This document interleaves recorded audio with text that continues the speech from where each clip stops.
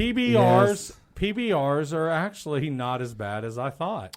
It's the Odd Drunk Podcast, a very strange podcast, the drunkest show in the world. It's Jackson and Colton talking out of their ass. We don't care as long as drinks are poured. Sometimes we have our friends here. We will talk about anything. We don't care as long as we have beer. And if you let that whiskey ring. The Odd Drunk Podcast. And you changed their language as well at the same time. Anyways, I love Jackson's thing, collection in the background. I can see all these. Yeah, I set up here. All you guys that listen, are we actually? Is this recording? Yeah, this is recording. Yeah, it's recording. So for all you people that are wondering who that old guy is, it's on this podcast. They'll be like, who the fuck is this guy? It's like, well, I know Jackson and Colton through Jackson's dad, who is called Jason, who has a love for, is it PBR? Is it PBR? Yes. Yes. It is PBR. I don't know. No, he loves Coors. Coors. No, he loves PBR, Colton. PBR. Is it? But no, I was listening to your podcast the other day. I love that. Your 100th episode, and every 20, well, not 20 seconds, maybe 15 minutes. It was like, I love. Was it your dad was saying? I can't remember what he said. Oh yeah, the clip of we can even throw it in.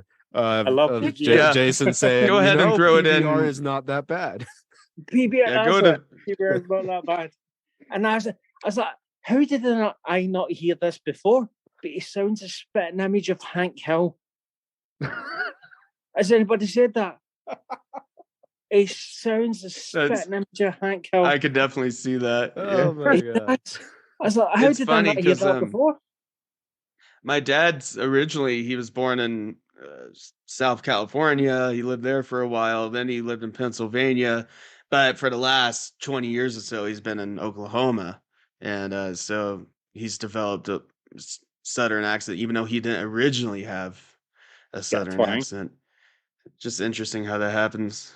Yeah. But, and I stayed down in California, he would sound like me.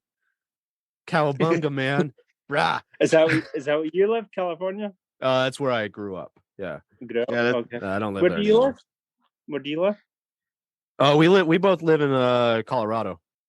Rocky Mountains. That's all we're gonna say, though. Oh my god, Colorado's a beautiful place. I mean, if people have been listening a long time, they probably have figured it out by now. Oh yeah. But, I've been listening for a long time, but I don't listen to every episode. I listen to one every so often. Same. I don't listen to every episode. Oh well. Okay. Well, we recorded. I was a bit shit. I don't remember every episode. No, me neither. I drink that stuff. I can imagine. Well, it's absinthe made in Colorado here. Absinthe. I've only actually drunk absinthe once, and I must have been about your age. I went to my mate's party, and do you know those chess sets they have where you put little shot glasses in? Yeah. Oh yeah. We were playing chess with absinthe in each glass, and for I think it was checkers. It wasn't chess. And every time you took a piece, you had to drink it, and my lips melted. They actually melted. Look at the Absinthe can be really high proof. This one is not a super high one. This is maybe about 100 proof, so that's really low for absinthe. I don't know what that means, because people say like it's like 80% alcohol but 100 proof or whatever. What's that? Oh mean? Yeah, so 100 proof is if 50%. Something's 100 proof, then it would be 50%. Yeah. So most standard alcohol, at least here in the States, would be about 80 proof or 90 proof. Yeah, about 40-45 that range percent. Yeah. Alcohol. Well, I think this is good to properly start this. Good time. Hey, everybody. Welcome back to the Odd Drunk Podcast. This is a really special episode. We've got a friend and a fan. you've already heard him because we're going to include a lot of those other bits. But Chris McMahon, I think I don't know if I pronounced it right. I try. But not the wrestling. Yeah, because remember this. But yeah, we're really excited to talk with you more and to have you on the show because to anyone listening, Chris, he's a friend of ours through my dad. He talked about earlier, but on a couple of Facebook groups, Endless Nameless and Movies and Memories. I post on that every once in a while for the podcast. Yeah. And he gave us a shout out just out of the blue, and he was like, he basically asked if we would have him on, and here we are. Yeah, I'm very pleased to be on. I've never been on a podcast in my life. I'm a big fan of podcasts. As you said, I don't know you directly. I know you through your dad, who I got to meet on Endless Nameless. I think the first time we communicated between one another is when your dad posted a picture, and I said, "Oh, you're the spitting image you're for." And we kind of had that bit going between one another. I said, "Oh, I kind of used to look like Spider-Man," and so he kind of calls me Spider-Man. I call him Thor. But your dad, oh yeah, your dad does look like a unfit Thor. I won't say unfit. No, don't tell him. No, well, he does really look like Thor. Well, a lot of people get in what I always thought he looks like James Hetfield from Metallica. Yeah, I could see that a little bit. Yeah. He's got a bit more. Is it blonde, ginger? He's not as dark as Hetfield's quite light as well, right? Yeah, my dad used to be real ginger when he was young. But that's faded, I guess. Turned gray. Yeah, I mean, we could just. He's not as my dad would say. They're not gray hairs; they're blonde hairs. Hey. Oh yeah. We can take the, as we would say in Britain, take the piss out of him when he's not here, because when he was on the podcast the last time, he was taking the piss out of everybody else. So, while he's not here, he's for those listening, go check out the Dad Rock 2 episode if you want to Electric Boogaloo.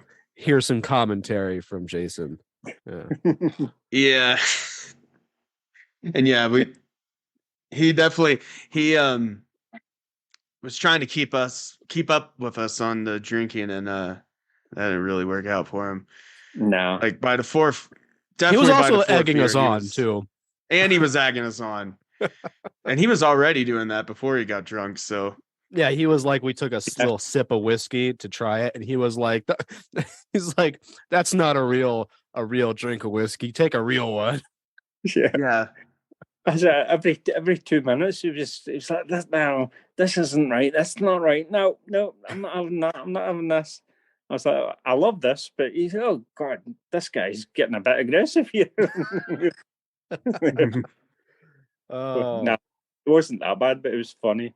It was brilliant. Yeah, it was a fun time. Other than the one where Jackson had the note on his car, that was random. That I listened to. Yeah. I was like, what the hell? What possessed someone to put that kind of thing on someone's car? Did they print it? Was it printed? Was it? Yeah, it was typed. Is it typed? So they're obviously putting in everybody's car, not just yours. They're not going to. I hope. And it was multiple pages, wasn't it? This guy. Yeah, this it guy was like it needs 5 pages, and it was just this crazy kind of cultist conspiracy theory thing. I remember we were trying to. Luckily, it wasn't a threat or anything. We were trying to, I remember, figure out what we were going to talk about that week for the show. And Jackson just texted me being like, I've got something. I'm not going to tell you about it right now. Just wait. That's exactly how the podcast started. You didn't have a clue. You just went with it. Yeah, obviously didn't tell you beforehand. With that basically episode, all I said, we didn't have an episode planned out. Or maybe we did. But I think we were was trying like- to think of something. Yeah, but I was like, I've got something. So I did Yeah. enjoy that one. That was a fun one. Yeah. Yeah, it's like your thing. And- The last one I listened to was your 100th episode, where you oh, awesome. it was about half hour you chatting away, both of you chatting away, and then you put clips in of previous episodes where I don't know how to do it, but your listeners, fans, whatever, viewers, they picked the top 10, or did you just choose the top? Well, 10 the top 10 was Uh, based so- off of the most listened to What's the, episodes. It was loosely based off of listeners, I guess, but yeah, it was what was How our do you top see that? 10 charting episodes. how do you see that on your podcast? How do you see how many people listen? That's good you mentioned that. We good use time a for a plug service- here. Yeah. Good for a plug, yeah. We use a service called Podbean, and they allow you to record and post episodes. And what's really great, you can have your podcast go to all the major platforms, like really easily. So it's not too hard to do. It does cost money though. $14 a actually- month. And then $14 Yeah. which isn't but by the way, speaking of which, Zoom, yeah. God, I just had to pay for it. I didn't want to interrupt this. Yeah. What? I got a message that popped up on my screen, Jackson, that said Yeah. the Zoom meeting now has unlimited time. Now we have unlimited minutes. So but before we continue, I know we talked about it a little earlier, before we started all this. But so Colton, you're drinking absinthe and And whiskey. what else? And whiskey. Kentucky bourbon. Kentucky bourbon. Yeah. And Sounds Both Chris, American drinks. I enjoyed your video you posted the other day taking the shot at Jim. Oh yeah. That was- That was- I saw Karen. Well, I take a break from Endless Nameless every so often. For people that don't know Yeah. what Endless Nameless is, it's a grunge group on Facebook. I take Yeah. a break because music at times gets a bit too much, and everybody posts the same stuff over and over and over and over. And you think, Yeah. I can't listen to any more I- music. But I don't want to start. I don't want to Sorry. start any beef, but the Movies and Memories group is superior. Oh, I agree. Way better Yeah. memes. Sam, right? Yeah, I Thanks love to my you, movies. a lot of good Star Trek Next Generation memes. Oh, yeah. hey, if any of you guys in here want to join a good Facebook group, go to Movies and Memories, and you'll see some good Picard and Q stuff. There's just Uh, there's good content yeah, on that's that good page, stuff. I think. Oh, yeah. it's awesome. Yeah. But no, But- I started that up because everybody, in Endless Nameless, people can post stuff that shouldn't belong there, really. So I thought Yeah. to myself, Mhm. well, how can I bring everyone that's in Endless Nameless, because we're all quite a lot of close knit community type of thing. So I was like, oh, how about starting a movie group? Because I love my movies. So I thought, Yeah. right, let's start that. And then all of a sudden, we're up to about 500 people or so. So Yeah, it's a big group and there's Yeah, I great saw stuff. I was glad Oh. when I was invited to be in that group because I was like exactly what you said. Endless Nameless is great, but yeah. I don't just listen to It's just grunge, way too big, and it's there's a lot big going- group Yeah, with a lot of non-related stuff that gets posted. So Yeah. I'm a big movie buff. Jackson is too. I don't know if I've mentioned this on the podcast, Jackson. I briefly before coming to the college where I met you, I considered going to film school instead. Oh yeah, Yeah. I think you mentioned that before. I'm long a time big ago. film buff, but so I like that group a lot. Yeah. Awesome. Yeah. Well, that's. Oh yeah, we'll definitely get into some movie talk. Oh um, yeah. That's why In we're here. honor of you, Chris, for the Sorry. shot of gin you took, I also Oh, got gin. yeah. Bombay that blue bottle? Sapphire. Oh no, it's not. It's Jim. Bombay Wow. Sapphire. Gin. I've seen that bottle before. Um, I'm not a and big gin I'm fan, not- to be honest. I just forgot to buy vodka. See, I was- I'm not really a big gin guy myself. Colton's been kind of getting me into it a little bit. Yeah, I Uh, love gin. Yeah, it's great. Because every time I come over, you're like, "You want to try this gin?" Yeah. But this is the first bottle of gin I've actually bought myself. Oh, wow. And It's- yeah, it's- from It's probably one of the most pretty bottles of gin I've ever seen. yeah, It's a very pretty nice bottle. bottle. Yeah. Bought the old, that Yeah, old from Bombay England. Sapphire. It's a It's a nice staple colour, but around here for people who drink gin. It seems, yeah. And I But also it I was is made drinking in it earlier. it is made in the UK. Is it made in London? I was about to say, it looks. That's what it said. It looks familiar. I've seen that before. It says I don't think I've ever product bought- of England, but I'm not sure if it says exactly where it's from. I Hmm. think it's made in I want to say like it's Bombay's made made in- London. I'm not sure though. Laverstoke, Hampshire. Hampshire. That's Yeah. south of here. Well, I'm in Leyland, Lancashire. Hampshire's maybe 2, as you would call it, states down, 2 counties down. I Yeah, think. Okay. I'm not exactly Nice. sure. we're not totally unfamiliar with the geography around there, but we're Yeah. we're a little ignorant. So No. I'm not saying anything about that. I know British people have a misconception about Americans. They're dumb. They don't know anything about Europe at all. most of them don't. So it's not an unfounded misconception. Oh yeah. But you see those videos online. It's usually Americans. They ask them a question and they say, "Do you know where such and such is?" And no, I don't know. Do you know who Abraham Lincoln was? No. But it's just idiots just making these videos and finding the stupidest people. Oh, around. I love those videos. It makes me feel good about myself. I know. Yeah. But I saw one. It was this guy out in the street with a map going up to people in New York City and saying, I want point on the map and name any country. Just name a country. And they couldn't. And they would point to they would point to somewhere in Asia and be like, is that Brazil? Oh jeez. And the guy didn't say you couldn't name the United States even. Jeez. Oh wow. You don't even know the Yeah, that's- It was just Not knowing embarrassing. Yeah. wow. not knowing a foreign country is one thing, but not knowing anything Oh, about yeah. your own is I know Jeez. Americans who don't know where some American states are. Yeah, that's really sad. I mean, most And then- I would say T- the really stupid Americans are a minority. There's a lot of very smart Americans, but Oh yeah. It's but like- there's oh, enough. There's a lot enough of stupid average ones Americans. that Hey, yeah.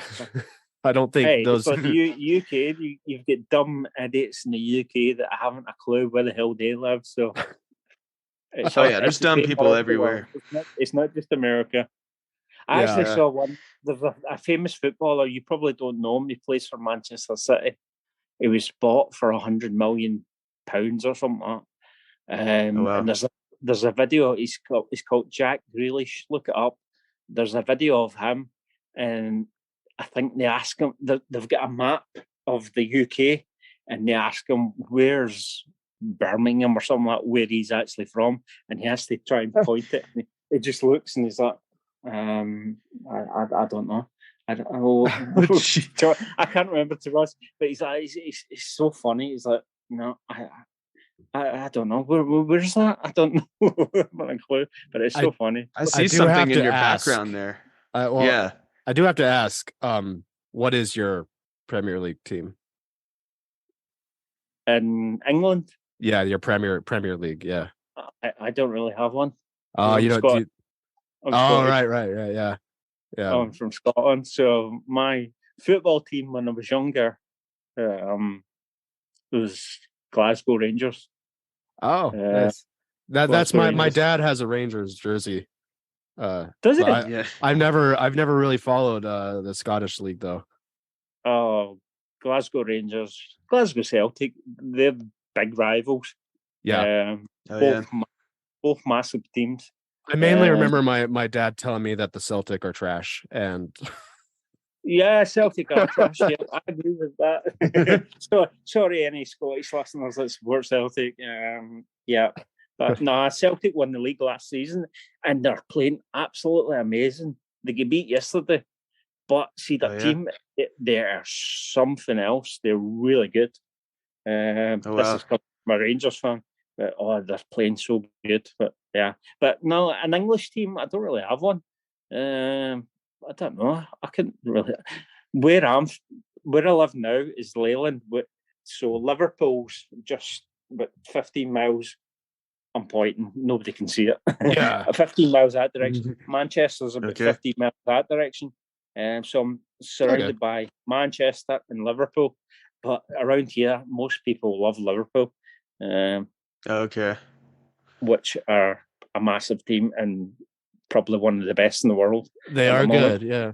Manchester United, not so much. Manchester City. I follow Newcastle. Newcastle United? Yeah. What do you think about the takeover? Mixed feelings. On one hand, I don't love that they're not British owned anymore. No. But on the other hand, now they might be willing to actually spend some money. Did you like Mike Ashley? That's true. It was okay. Yeah. Everybody hates him. Newcastle hate him.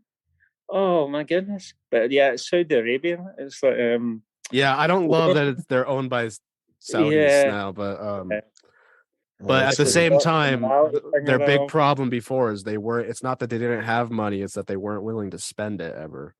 Yeah. And maybe that'll help. I don't know. Maybe he can have I hate to say it, but the willingness and ability to spend money in professional sports makes a big difference. Yeah. Well, you have to. That is true. Unfortunately, you can have all the money in the world, but you have to spend it right. If you spend it, players. I'm a big American baseball fan, and I follow the Los Angeles Dodgers. And critics of the Dodgers would say that we're only good because we have all the money. Is that the case? Which maybe, I mean, it's a fair criticism, but we're still the best. Yeah. Also, just real quick, Jackson I just wanted to mention. What's that? Jackson says otherwise, but he's looking his face. He's like, Dodgers, nope. I'm not really. What's your baseball team? I've always liked baseball, but I've never really followed it nearly as much as Colton does, because my dad, he used to be really big into baseball and he used to play baseball, but then after he stopped playing, he just had a lot less. He still follows it a bit, but he's more interested in American football now. And he's a big Steelers fan, Pittsburgh Steelers fan, and but as far as baseball, the Dodgers were his first team, and I've always liked the Dodgers. I've always had a love for the Cubbies, though. The Cubs, yeah. Underdogs, Chicago. They have been the underdogs for the last century. Long time. Essentially. They're still the underdogs. They had a few years back they won the World Series, but they back in 2016 seemed to be a 1 year thing where they were just 2016, 2017. It was around that time, yeah. But that seemed to be like a 1 year thing where they did really well. They're not doing bad, but the GOAT curse. Yeah. I remember that, yeah. It was like 50 years or more since they'd won a World Series. 100 years. It's 100 years. 100. Yeah, it's like almost 100 years. I might be overstating that slightly, but it's close to that. It's close to I remember it because of the whole Back to the Future thing as well. Remember that? The Cubbies. Yeah. Oh, yeah. What? Predicted that. Yeah. I went. It wasn't far off. I dressed up on Halloween in 2015 as Marty McFly. Did you? Yeah, because it seemed appropriate. And it's the only time I've ever gotten my dad to dress up in a Halloween costume, and he was Doc Brown. Oh, nice. Wow. Yeah, he wore a wig and everything. Yeah, he never did Halloween, but he did that year. It's crazy that it's 2022 now, and 2015 is 7 years ago. I know. Blade Runner takes place in 2020, I think. 2019. Yeah, 2019 was it? Yeah. Wow. Have you seen and that then the movie? new one. Sorry. What were you saying? Oh no. I was just saying the new one takes place in 2049. Blade Runner yeah. with Ryan Gosling. Yeah. I was never a But big Blade real Runner quick, I fan. just wanted to say I'm also drinking Boddington's Pub Ale. I don't know if Oh, that's my popular goodness. around there. Guys, going all out UK, Boddington. And honestly, That's I really so like thick, it because it's it's so thick. It's kind of like a Guinness type thing, isn't it? Yeah, it's smooth, like it's like nitro like Guinness, like smooth, but it's just it's a pale ale. Pale gold ale, that's what it says. But it's smooth like a Guinness. So it's really interesting. I really like it. Actually. It's funny. I work at a liquor store, and I texted Jackson a picture of that, being like, I think this is the only British made beer that we carry. And I think, Jackson, I think you bought the exact one that I sent you the picture of. Probably. Because we don't have very many of them, and it was in the front. Yeah. Well, I thought about getting Newcastle. People don't buy them. I thought about just getting Newcastle Brown Ale. Brown Ale? But it turns out that ever since 2019, all Newcastle in the States is brewed and distributed by Lagunitas. That's out of California, is it not? Yeah, out of California. So I was like, that's not Britain, Yeah, kind of like be a British name, but not actually brewed there. What you can buy in the U.S. Yeah, everywhere else it's still brewed in England, I believe. Yeah, it's same here. You see all these drinks like Carlsberg and Heineken. Obviously, they're from Denmark and whatnot, but they're brewed in the UK. And think so. Is it the same recipe? Is it just, I don't know? Is it just cheaper brewing it over in this country? Well, like Guinness is pretty popular here, but I don't know this for sure, but I wouldn't be surprised if Guinness didn't brew absolutely everything in Ireland. They probably have a brewery in America somewhere. They have to have more breweries offshore because they're such a big company that they gotta have. Yeah, for mass quantities like that. Yeah, massive. Now I must ask you, Chris. Are you drinking anything today? Yeah, well, today I've been quite busy, but I had time just before I came on and had my struggles with Zoom. I was like, I was drinking. As did we. I was drinking one of your dad's favorite drinks. Coors Light. Oh, nice. Yeah. Coors. Oh yeah. I was drinking a few of those. Nice and cold. I've got a little mini fridge under here. It's for the little one for my baby to put her milk in. So it's easy to thing it, but it's handy for putting beer in as well. But yeah, I've been drinking a few Coors Light. But yeah, I've thought about buying a mini fridge to keep under my desk where we do the podcast, just because that'd be nice. I don't think my girlfriend appreciates when I take up all the fridge space in the fridge in the kitchen with my beer. That's a good excuse. Buy a mini fridge and just sit back. Next podcast, you just like thing there. But yeah, but other than that, I brought up the strong stuff. All right. I don't really like whiskey, but I do drink it now and then. I don't know if you've ever heard of it. I've not heard of that one. I think I've seen that. I think I've seen it before, but I haven't had it. White Mackay. Triple matured for a smoother, richer taste. No, that's not true. Nice. 40%. They always say it's got a smooth taste. Yeah, I mean, I like whiskey. I drink it a lot, but I generally drink American whiskeys. So I'm not, because I don't like other whiskeys. Every once in a while I drink Scotch, and I do like a good Irish whiskey. But I just drink bourbons and ryes, which are around here, at least the ones we sell are often made in America. So that's just it's those ones that I'm familiar with the brands. Yeah. Southern Comfort. When I was younger, I used to drink that quite a lot. Oh, that's barely whiskey. I know. It's a bourbon. It's practically a liqueur. Yeah, I know. It's that. I think I drank it back then because obviously being from Scotland, you had all these whiskies and you would try them. Like, nope, no, I can't do that. No, give me some Southern Comfort, I'll do, mate. And there So you go. me and my brothers, every time we went out, it was always Southern Comfort and ginger ale.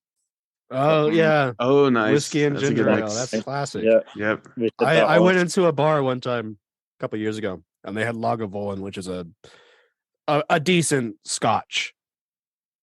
And I asked for a glass of that, and it was funny because this was not like a fancy bar; it was like kind of dive bar. So they poured it, and everyone was like, "This smells terrible. How do you drink that shit?" And I'm like, "It's Scotch. It's like, it's good stuff." It's strong. Yeah, It is strong. It's Well, You don't smell it Colt- when it's coming down. Just hold your nose. Chris, you already did your shot, your video, so you don't have to join us. But I implore Colton to join me for a shot at least. Ah, all right. I've still got heartburn from the last time I did that shot, and it's all Karen Berg. I didn't mention her. It was Karen Berger's when I come. As I said, when I came back to the Endless Nameless the other day, and I was scrolling through, and one of the first videos I saw was Karen like taking a shot. I don't know what she was. I think it was whiskey or something. But I remembered months and months ago she did the same thing, and she drank it, and she does not flinch. She does not. I know. Like I saw her video, and I was like, "Yes, she does not flinch." I was like, okay, this will be a funny video. I'll put some gin into a glass. I'd already did a few with coal in it. So I thought, right, I'll do a shot of gin. I thought, this will be funny. As soon as I hit me, oh my God, that's fucking horrible, disgusting stuff. I don't know how they could do it. No, obviously, we're talking about history. Back in the day, and when the cowboys were about in the saloons and all that, they would go in and they would order a whiskey straight down. Oh yeah. God, they must have all died of liver disease in their 30s, like Doc Holliday. I did a whole research project my senior year in college on You did the whiskey consumption in the early United States, and it was something like, and this was not unique to the United States, this statistic here, but it was something like the average American then drank on average 3 times as much as the average one does now. And that's a statistic that generally applies to a lot of places, even over in Europe and stuff. Crazy. Yeah. Well, I know, often it would be, especially going further back in time, but it'd be hard to find or get clean water. So a lot of times you would drink watered down wine, watered down beer, so forth, or just straight beer, all the time. Yeah, so some people take that and take it as far as to assume that nobody ever drank clean water, which is also not true. Because if you had a well, for example, you had clean water. Yeah. And they would drink clean water when they had it. But yeah, there is some truth to it, though. Or if you're out, if you're out on a ship for months on that's end. a big thing. If you were on a ship, water sits in a barrel. Even if it was originally clean, it can become like stagnant. Oh yeah, and you don't want to drink that, so they would put rum in it, and that's where grog comes from. Grog is just watered down rum with some like lime juice and stuff in it. Yeah, I remember we did a Pirates episode a while ago, and I made like a modern approximation of grog with lime juice. I think I might have used club soda, I can't remember, instead of water, but it wasn't bad. But it was strong, a lot of rum, which is usually what I drink. I usually drink rum. That's one of my favorites, plantation rum. That's a reoccurring drink on this show. I thought about getting it, but I was like, I have to get gin for Chris. So I'm going to take my shot. Hold on, I'll finish this. All right,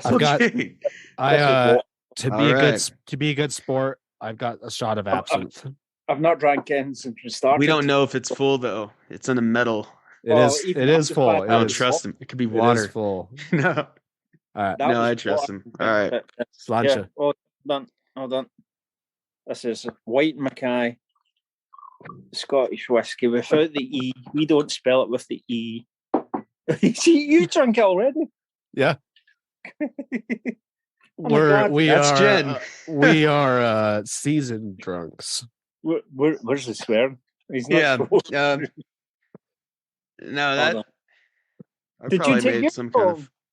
Did you drink? What? Did you drink? Yeah, I'll a shot? take one with you. Oh, I have nothing to do today. did it. I have nothing to do today besides this Another shit one? podcast. So. Oh shit. Okay. Oh, shit, is the day again. Okay. We went too fast, Here. Colton. It's So, our. so you guys. Mine's a little lighter this time. So you Oh, guys he's can got the see. fancy glasses. He's got the proper ones. I've got the big stupid thing. I don't know what I'm pouring. Yeah, this here. is actually a Rush 2112 shot glass. Oh, that's Custom rad. made. Mine's is about a liter glass. I spilled a little absinthe. That's what I on my usually desk. stick to. Yeah. Oh my God, All right. we've not All right. started talking about movies. Let's and do a stuff. countdown this time. All right. Right, So okay. this is me and Colton's second shot Hey, already. Well, Chris, you want to know our cheers that we do here? Oh, We say I'll so ta- we do this. Okay. We say slancha. Slange. That's Scottish slange. Yeah, prost lunch. Prost. and all good things. And all good things. Yeah. Oh, good. So Okay. slancha, prost, and all good things. This is Cheers. not going to be a good thing. I'm going to spew. This is your first spew on. Ah. Ah. Oh, Jesus Christ. No. That's aromatic. I just took 2 shots of absinthe in a row, Jackson. I gotta slow I down. just took 2 shots of gin in a row. 47% Oh. alcohol. Oh, that's not too bad. That's actually it's more than this whiskey that I have. Ooh. Jeez. Yeah, it's not bad at all.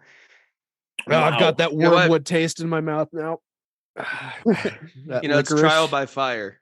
Trial by fire. Getting into gin, I took 2 shots of it in a row. I am going to be right back, guys. You guys continue. All right. Well, I was about to say I need a pee, but when you come back, I'll go for a pee. Oh, that's all good. This old guy needs to go every 20 minutes or so. Oh, you can go now. We can edit it, you know. No, it's all right. I want to look at your collection behind you. We can talk about that. Yeah, so Nobody can see it, but he's got an impressive Marvel collection behind him. Right, yeah, it's so back here it's mostly Marvel Legends from Hasbro. I've been collecting them over 10 years now, honestly. And yeah, I finally got enough quite enough for 2 different shelves. On top I've got I would bring it closer, but I don't want to break my laptop down. But I got my villains up here. I've got like the Avengers and the X-Men behind me.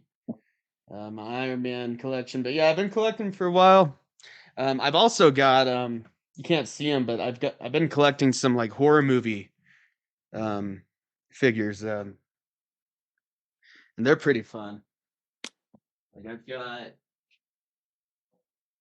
Freddy Krueger here. Oh, is that NECA?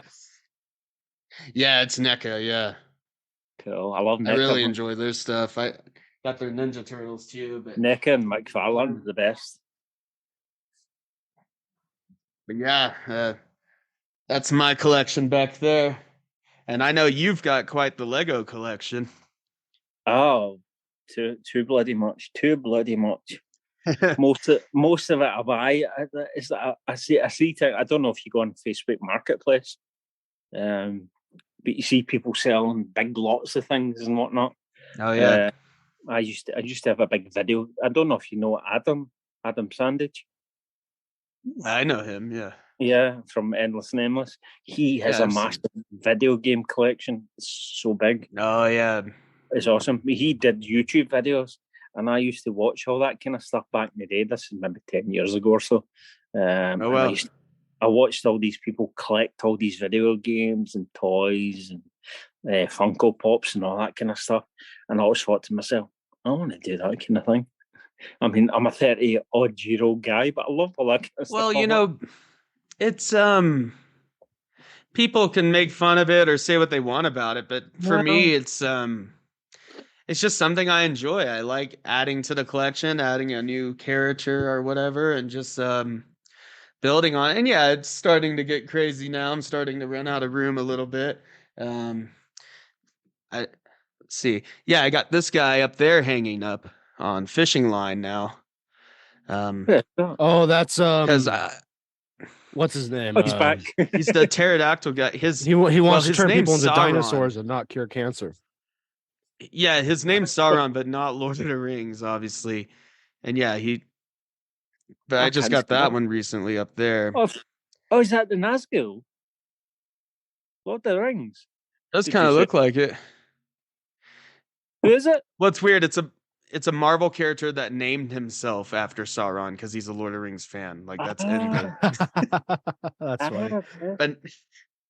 But now he wants to turn everyone into dinosaurs. I did. I stepped away. But I saw you have an Ultimate Collector's Star Wars back there. I couldn't see what it was.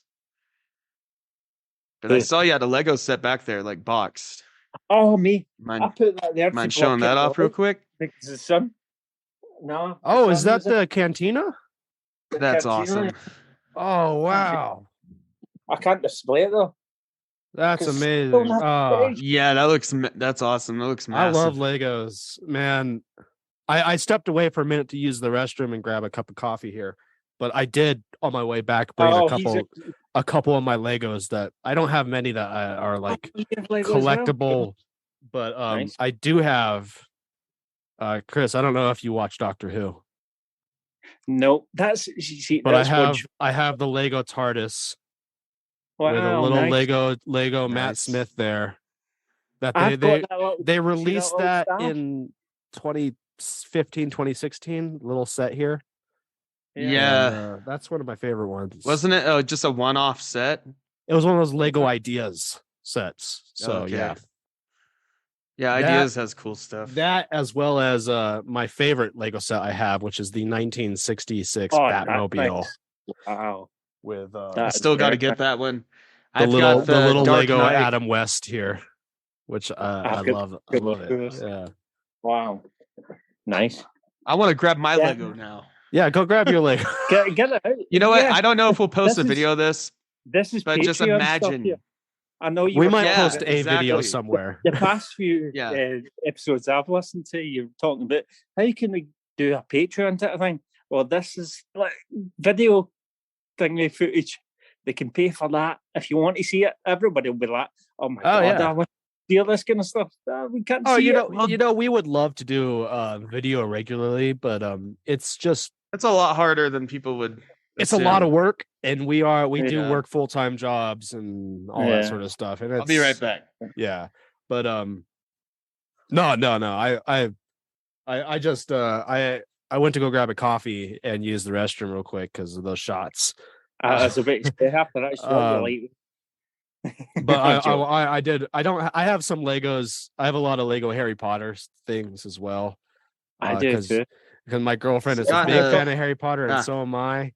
So I recently, it's in the other room, but I have the Lego Phoenix, Dumbledore's Phoenix, which is a great Lego set. I've got the Dark Knight tumbler here, and I've I also got love that set. Yeah, the Robert Pattinson like muscle car Batmobile. Yeah, I have a tiny version. This is my favorite so the far. polybag version. Oh, that's an OG Hagrid. That is. Yeah, that's an old one. That's awesome. Wow. Nice. Do you want them? I'll send you. I don't need them. Wow, those are cool. Those are so when you buy minifigs, do you buy just like oh wow. I remember when I was a kid and oh wow, those are all like nice. OG That's ones. yeah. I remember when I was a kid and the Harry Potter sets were first coming out, and I was a few years back when they announced that when they started releasing new ones, I was so excited because I was like, these are the Lego sets from when I was a kid, was the Harry Potter ones. The Lego set series I wish they would do kind of a re-release of, kind of like that, would be the Spider-Man 2 sets. That would be cool. They did. I remember I had the Spider-Man 2 with Doc Ock. They probably could now. I had a Lego set when I was a kid of the Doc Ock robbing the bank in Spider-Man 2. And they were the coolest Lego sets, I thought. Well, I've only recently got into Lego, and this is the past 5 years or so. So I did when I was a young guy in the 80s, a young kid needs the whiskey's just hat. When I was a young guy, I had the police. Do you know the generic police Lego sets? I had that. Oh yeah. And my brother had the F1. We didn't have Harry Potter. We didn't have Spider-Man. We didn't have all that kind of stuff back then. Yeah, it was like Lego City and Lego. Yeah, that's all it was. It was just police, generic. yeah, stuff like that. Well, they before they had a bunch of licenses. I mean, Lego. I think Star Wars was their first one. Star Wars was the first. So the Lego in the 90s, late 90s, was kind of like they were about to go bankrupt. They were a failing company. And then and then they got the Star Wars license, and that was essentially their saving grace. Like they got the Star Wars license, and then from that point on, they started getting licenses. Now they've dominated. Yeah, they're one of the biggest toy companies out there. Yeah. And they still increase their prices. Lego, specifically, these minifigures can be worth so much on eBay. Like, just the minifigure. There's a specific Boba Fett Lego minifigure, which I kicked myself about this. I had it when I was a kid. It's Boba Fett from the Cloud City set they released in like 2005 or something like that. And it's worth like $5,000. What? That's insane. That might be an exaggeration, but it's worth a lot. But that's why, like, I'll look it up. Minifigures are look up Boba Fett Cloud City minifigure. But like that's why like I have this right here. This is Lego. This is Matt Smith from Doctor Who. Wow. And I hold on to it, even though I don't have the whole set anymore, but I at least held on to the TARDIS and the minifigure because it's like you never know, maybe it'll be worth something. So Colton, the first thing that came up, it's not the whole minifigure, it's just the helmet and jetpack. Yeah, $450. Holy shit. US dollars. But just the helmet on eBay. Jesus Christ. Not even the full figure. Oh the hell. All right, so here on eBay right here, just the head of this minifigure is worth $7. Wow. Oh yeah, which is not on the Boba Fett level, but it's like these things they're collectible. Well, it's another reason the minifigures can go up in price so much, especially in aftermarket on eBay, is because Lego, they can't just release the minifigures unless it comes with a build or if it's like a keychain or something like that. With Star Wars specifically. Well, anything like that, because action figures. Well, no, other Lego sets they can. Star Wars, it's because Hasbro has a deal with Star Wars where they have exclusive rights to release action figures. So if Lego's tried it, where they've tried to release just minifigures by themselves of Star Wars, and Hasbro got a legal. They got in legal trouble. I think it's like Hasbro was like, that's technically an action figure. So Star Wars, Marvel, because you have this Star Wars Black Series by Hasbro, and then Marvel Legends. Yeah, I imagine Marvel's probably the same because it's similar. It's both Disney. So here's the top 10 most expensive Lego minifigures. I'll just go through real quick. We love gold top 10 lists on the podcast. Oh yeah. Solid Gold 14K C3PO from 2007, $300,000. Oh yeah, that was like a Comic-Con release or something like that. Yeah. Ninjago movie. Do you have one of those? Movie prop. Ninjago? They're that expensive. Those are one of it. It's like a wooden one. Those are the ones that sounds awesome. Which is really, but the Boba Fett. Ninjago, I forget about because they came out about when I was the age where I started to lose interest in Lego. Yeah, and there was you become a teenager and you think that you're too cool for that stuff. And then you get a little older and you realize that you're never too cool for Lego. You realize that it's stupid to keep yourself from. Yeah, but I forget cool Ninjago's been around. It's one of their longest running like series. Yeah, it's around a long time. It's Chima. Is it Chima they call it? Oh, Legend of Chima. Like that's another one. That's pretty popular. I don't like those. I don't like Ninjago and Chima. I'm not into it. I've heard the video game, the Lego Ninjago video game, is very good. Yeah. Well, and I've seen some of their like dragons. Some of those sets, those are pretty cool. They're cool sets. I'm just I when I buy Legos, I'm interested in collectability and if it will look cool on my display shelf. And Can I you just even I just display it? don't love the Ninjago sets for that purpose. Yeah. No, I don't like that. I That's don't. why I think buy that- Harry Potter and Star Wars sets because they look cool on my shelf. Yeah. It's obviously, what's the point? I in have, toys? You're not really into. You just I have the Yeah. Lego Even though it's Hobbit, Lego, not it's Hobbiton, still- but I have Lego Bag End. I got that when the first Hobbit movie came out way back then, Oh, and that's one of the.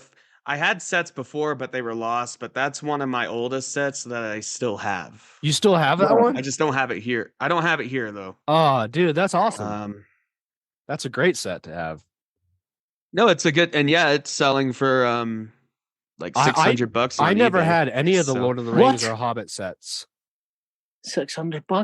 No, the Jeez. one I have is selling for 500, Jeez, like wow. in mint condition. The Lord of the Rings and Hobbit sets came out around a time where I was like not as interested in Lego, and it's one of the things I regret is because they were so cool. Well, my thing Looking is, back on them. I was when it came out, I was really getting into Lord of the Rings and stuff, so it was perfect timing for me. The ones that I was really into that I wish I kept some of them is I had a bunch of the Lego Indiana Jones sets.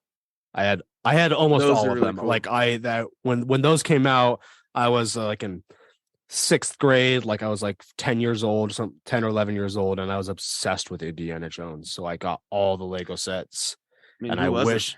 wish I kept them Right. because I This don't is a have them. completely different generation from me. I was never into Lego back in that much in the day, but you're talking what 15 years ago, Mhm. with Indiana Jones and Lego, and I didn't Yeah. have all that kind of stuff. I'd have lapped that up.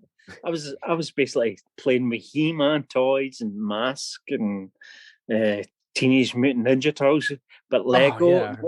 it was just police sets and generic crap. Got another thing to show you. I want to play with that. Yeah, no. Sorry, this is a really visual podcast. Sorry about that. We'll probably post a video of this just because of the nature of the things we're talking about. Oh, yeah. Maybe Everybody- we'll at least post like clips of it on the Facebook page or something like that. You can post it on Movies and Memories. Yeah, I don't- yeah, oh yeah. Movies and Memories is your group as well. It's a much, But you can do whatever the hell you want on there. yeah, but no, yeah, like what I was saying is like it was about the 90s that they got the Star Wars license, and that was the beginning of them getting these like licenses for like things like Star Wars and Harry Potter and Marvel and things like that. This is one of before my that- NECA. Oh, sorry yeah. about that. It's one of my NECA Ninja Turtles, Michelangelo. Oh, nice. Those Is that NECA Michael? figures are Looks like great. Raphael. Got the pizza. Looks red. Sorry, Is it? Siri started talking to me. But Yeah. here it is. But yeah, they Yeah. always do give a lot of detail on these, the NECA ones. I love NECA figures. NECA and McFarlane are the best. The thing. Oh yeah, yeah. Todd McFarlane. You right? do have Yeah. other kind of companies that are coming about these days, but they're a bit cheaper quality and whatnot from China and all that kind of stuff. Yeah. But they still look kind of cool, but You know, there's a Not- it's place not for the legit. cheaper figures because like not everyone can justify yeah, spending money on it, but they still want something cool. Yeah, and with like that's the cool, Marvel you know, Legends. but With the Marvel Yeah. Legends, I very much cherry pick them. But even though they're getting more expensive, they're getting closer to $30 now. yeah, I don't collect. I try to get ones that figures. I collect some Lego stuff, and that's pretty much it. But like I go over to Jackson's apartment and I look at his figures, and you know the cheaper ones. like yesterday, I again, just are, picked up this Falcon, Oh, that's rad. Oh, nice. and he was on sale too, half off. So Nice. But no, I go over to Jackson's and I look at his collection and I'm like, the cheaper ones are cool. That it's cool that there's a market for that for people who don't want to spend a Yeah. lot of money. But you can Yeah. tell the difference between the nice ones and the cheap Oh, ones. yeah, I mean, yeah, it's and like with the Marvel Legends, I very much so like cherry pick and find the ones that are the exceptional ones or ones a character I really like, you know. Because sometimes they are really good, and then other times they're just a chunk of plastic with barely any paint. So you Yeah. got to watch out, you know. It's not just the Um, articulation on them; it's the detail. And you think to yourself, it's like, they look really cool, but nah, they've just not got that same quality. And people are kind of snobbish about it as well. If it doesn't say NECA on it or McFarlane or I don't know. Yeah. McFarlane though, they've kind of gone down in quality lately. Like they have a DC line now. And some of them are really good, like with the sculpt and everything, and then the other ones are just like they just threw it out. But the people I see lately online, the real snobs, are the people that collect Hot Toys. Oh yeah. Have you ever seen any of those? They're like the movie accurate ones. They're a lot bigger too. They're like 12 inches big, tall, and they're cool, but they're like the cheapest one you can find is like $200. The big massive ones. Yeah, I think that they do like the massive ones and then some smaller ones, but you're gonna spend on average like $300 on those. That's a lot of money for Hot Toys. Is that what they're called? Hot Toys? Yeah, they're called Hot Toys, and there's this guy, and he has a cool Instagram, and he posts stuff on Facebook too. But I think his name's Avengers Graham, and he collects Hot Toys, and he posts like photography of them, and he makes like comic books out of them and stuff. Yeah. But that's a lot of money for a figurine. I mean, who am I to say I've spent $400 on a prop lightsaber before? Which I don't have anymore. I would show it off, but yeah. I would go grab my Vader lightsaber, but go. I mean, you can go grab it.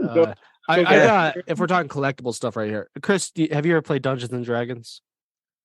I love Dungeons and Dragons, but I've never played it. Nope. I love the thought of it. I love the concept. I love everything about it, but I've never put the effort into learn how to play it. I've spent time buying miniature figures for Dungeons and Dragons and painting them.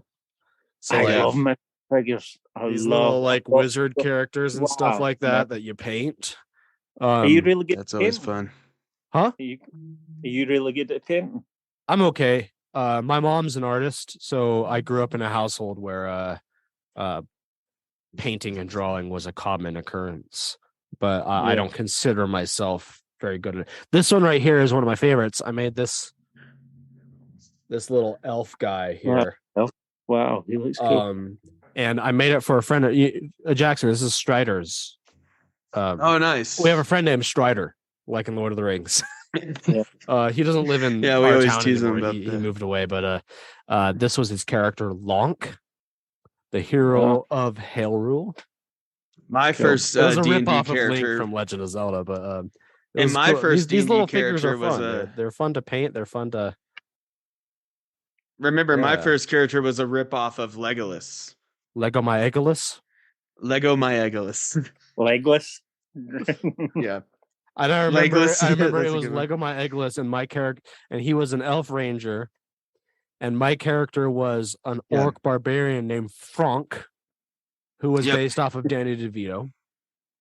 Yeah, he was a rather short orc, wasn't he? Yeah, he was like 4 foot tall. Do you remember the book, the series Lone Wolf? Did you ever read those? It might be a bit too. No, I don't think I'm familiar with that. I don't remember that. Look them up. Lone Wolf series. It's a book. Those choose your own adventure kind of books. Oh, nice. And you've got fighting fantasy as well, but Lone Wolf books, I loved those. I played them all the time. Yeah. I love choosing your own adventure stuff. Yeah. Lone Wolf are the best, but they used to do really my first experience with choose your own adventure stuff was the Goosebumps books. Yeah, they did a choose your own adventure series. Love them. Mm-hmm. Yeah, where it's like you would read a chapter and then it would say turn to page 94 for But with Lone Wolf, you actually had to roll dice and you had to put your stats in, like your health and your dexterity and all that kind of stuff. That's way ahead of its time. That is. Yeah. I used to go to the library when libraries existed. You used to go to your it was one of the best times in my life. It was like that was our highlight of the week, going to the library to get Lone Wolf books and Nice. go back home. We didn't have internet, we didn't really have computer games as much, so we'd sit, listen, read our books, turn to page such and such, all the arts, fucking kicked your arse, turn to page such and such.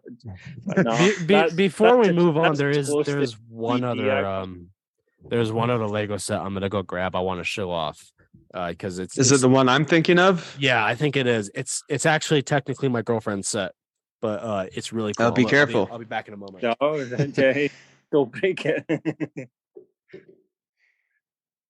Like, I always get nervous even when I turn to page 66. Oh, he broke the Lego set and his girlfriend's destroying him. Well, when I picked this one up, one of the missiles fired off, so I got to find that now. Oh, I did that the other day. Always happens. And the missile just, you forget that, and the fucking shoot out. So this is another Lego Harry Potter set. It's the Phoenix Hawks, and it's a really cool set. It's got a little Dumbledore that comes with it. Nice. That's really cool.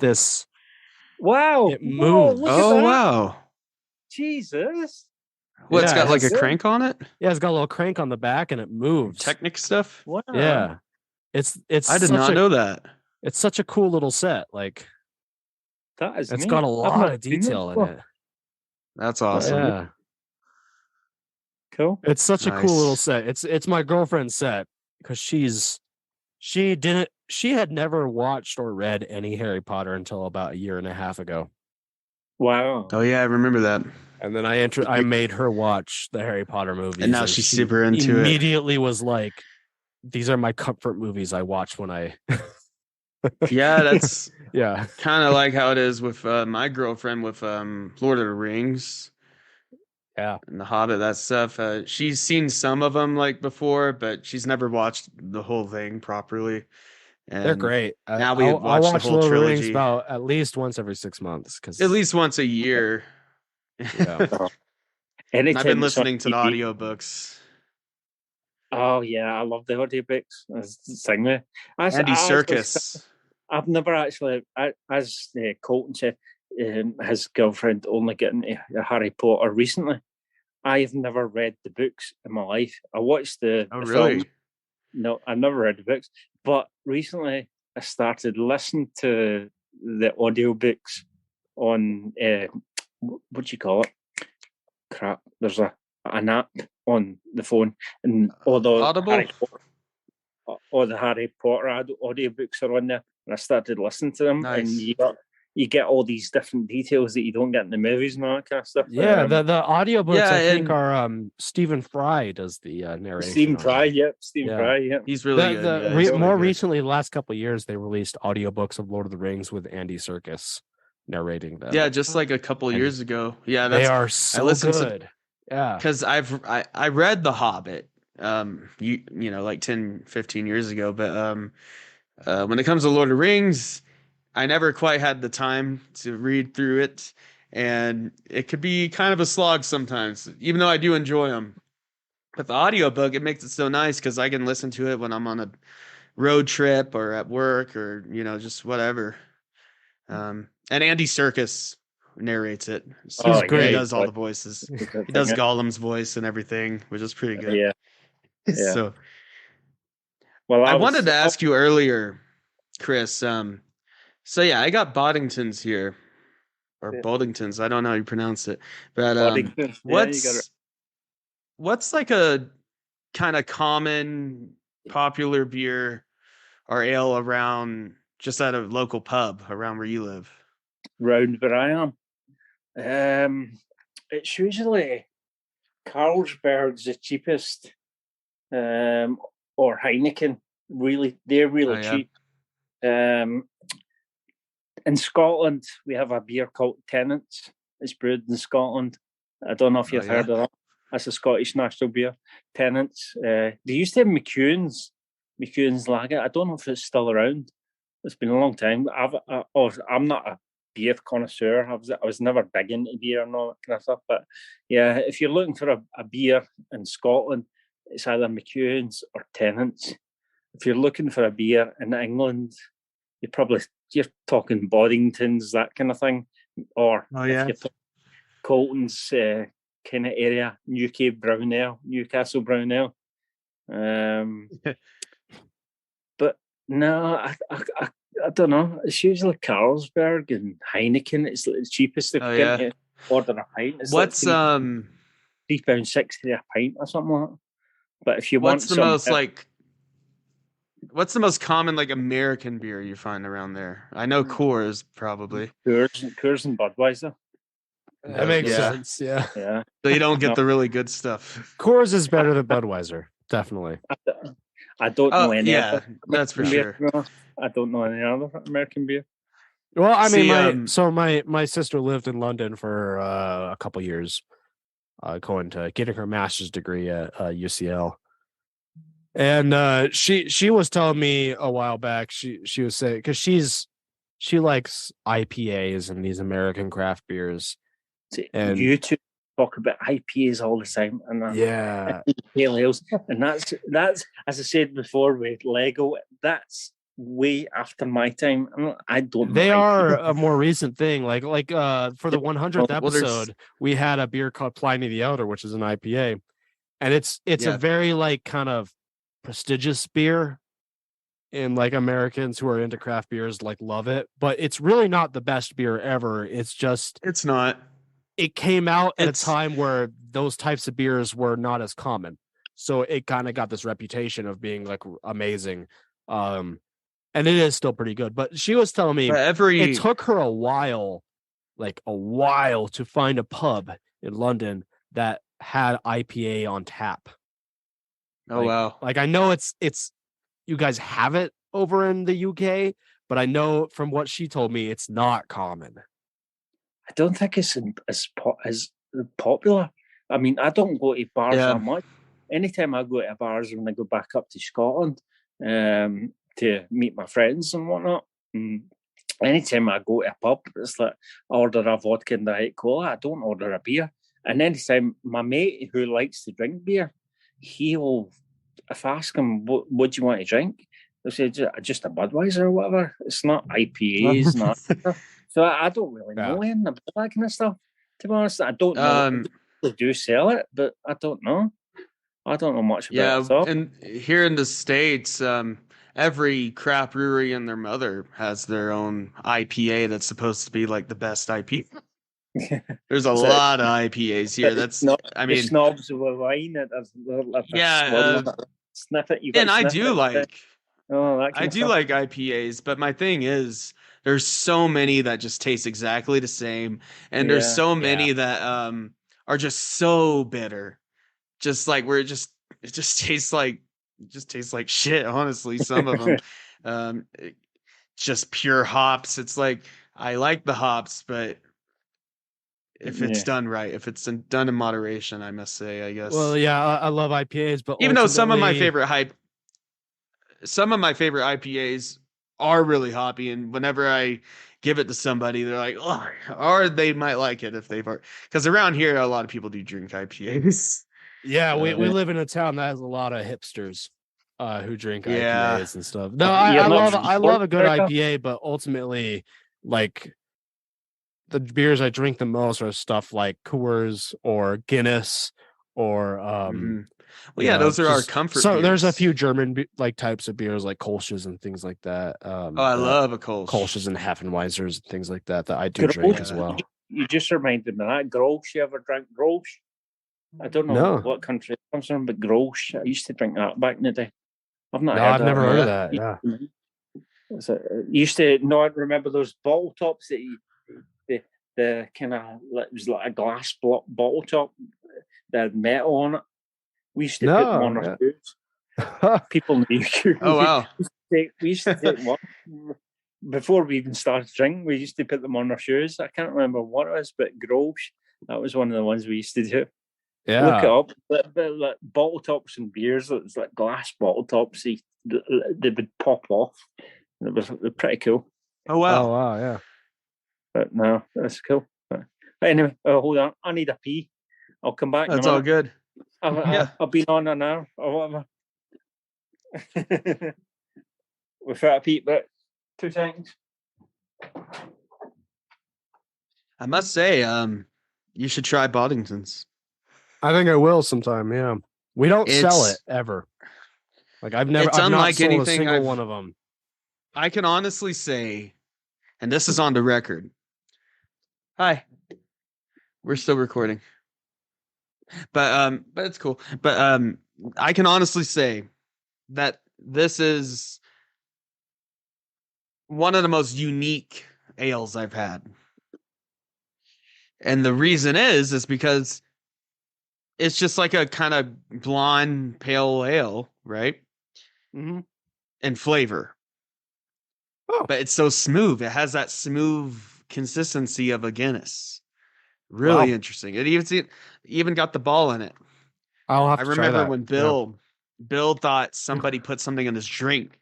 Yeah, that well, it one was St. St. Paddy's Patty's when it- Day.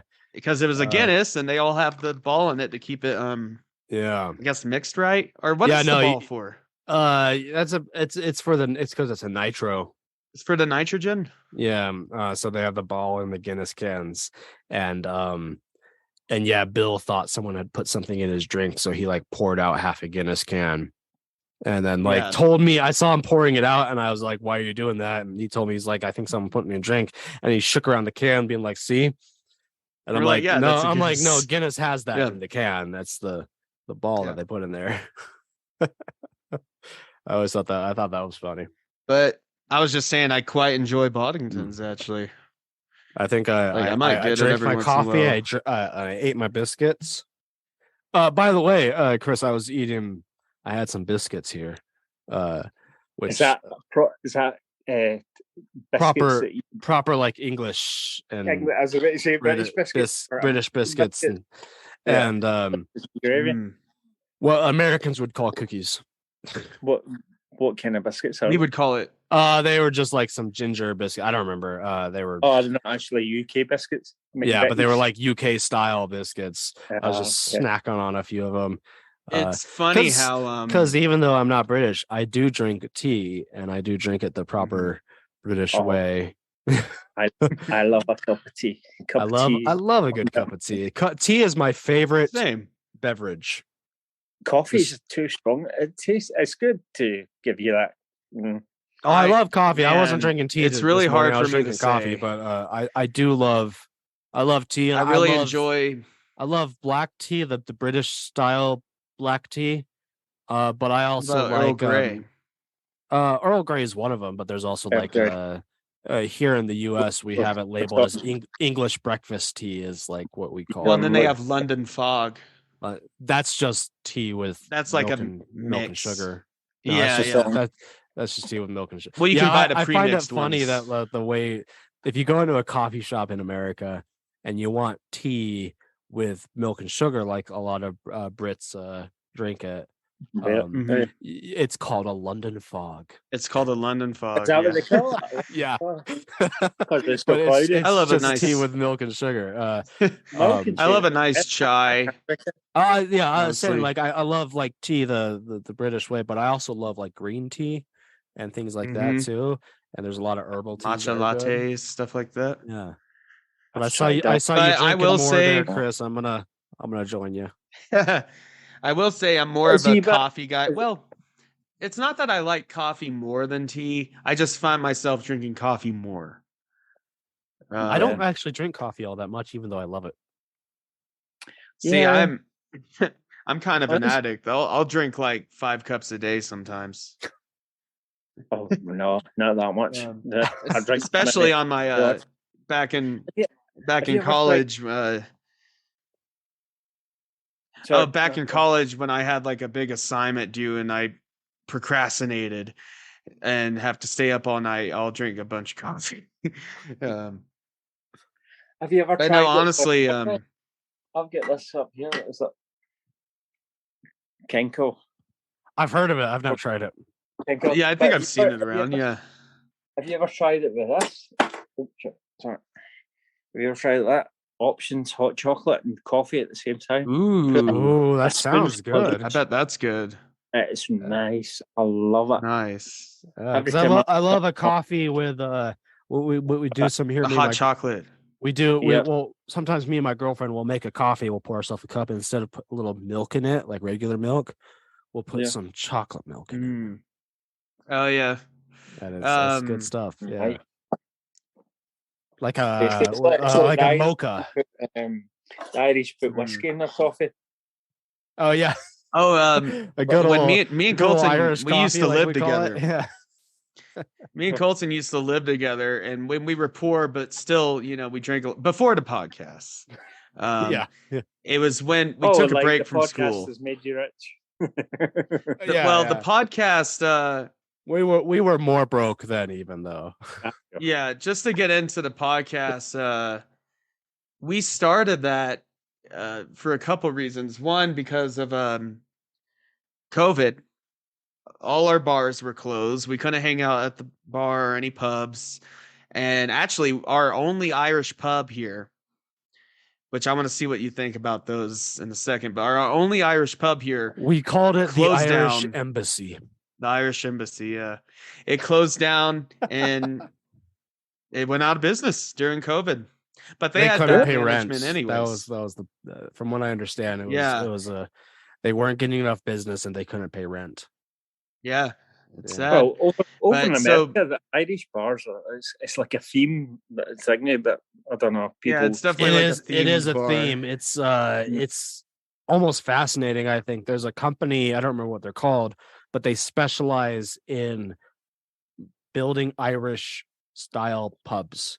They they'll ship in they wood import from Ireland wood and the bar and the stools and the tables and stuff from Ireland, and they work in America, and they you would say you lived here in America, you wanted to open an Irish pub, you hire them, and they'd come in and like take the measurements of the bar of like the room and everything, and then they would have it built, the bar and the tables and the stools and all that stuff, and shipped in. So you have like the quote unquote authentic Irish experience. It's interesting almost. Right. Yeah. Well, but it was one of the only places in town where you can get like a decent fish and chips. Yeah. Don't get me started with fish and chips. I love fish and chips.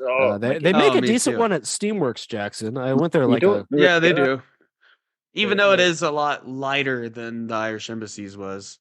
There's this Irish pub back home, and my dad goes to it all the time, called Kilkenny's, and they have amazing fish and chips and all sorts of stuff to eat there.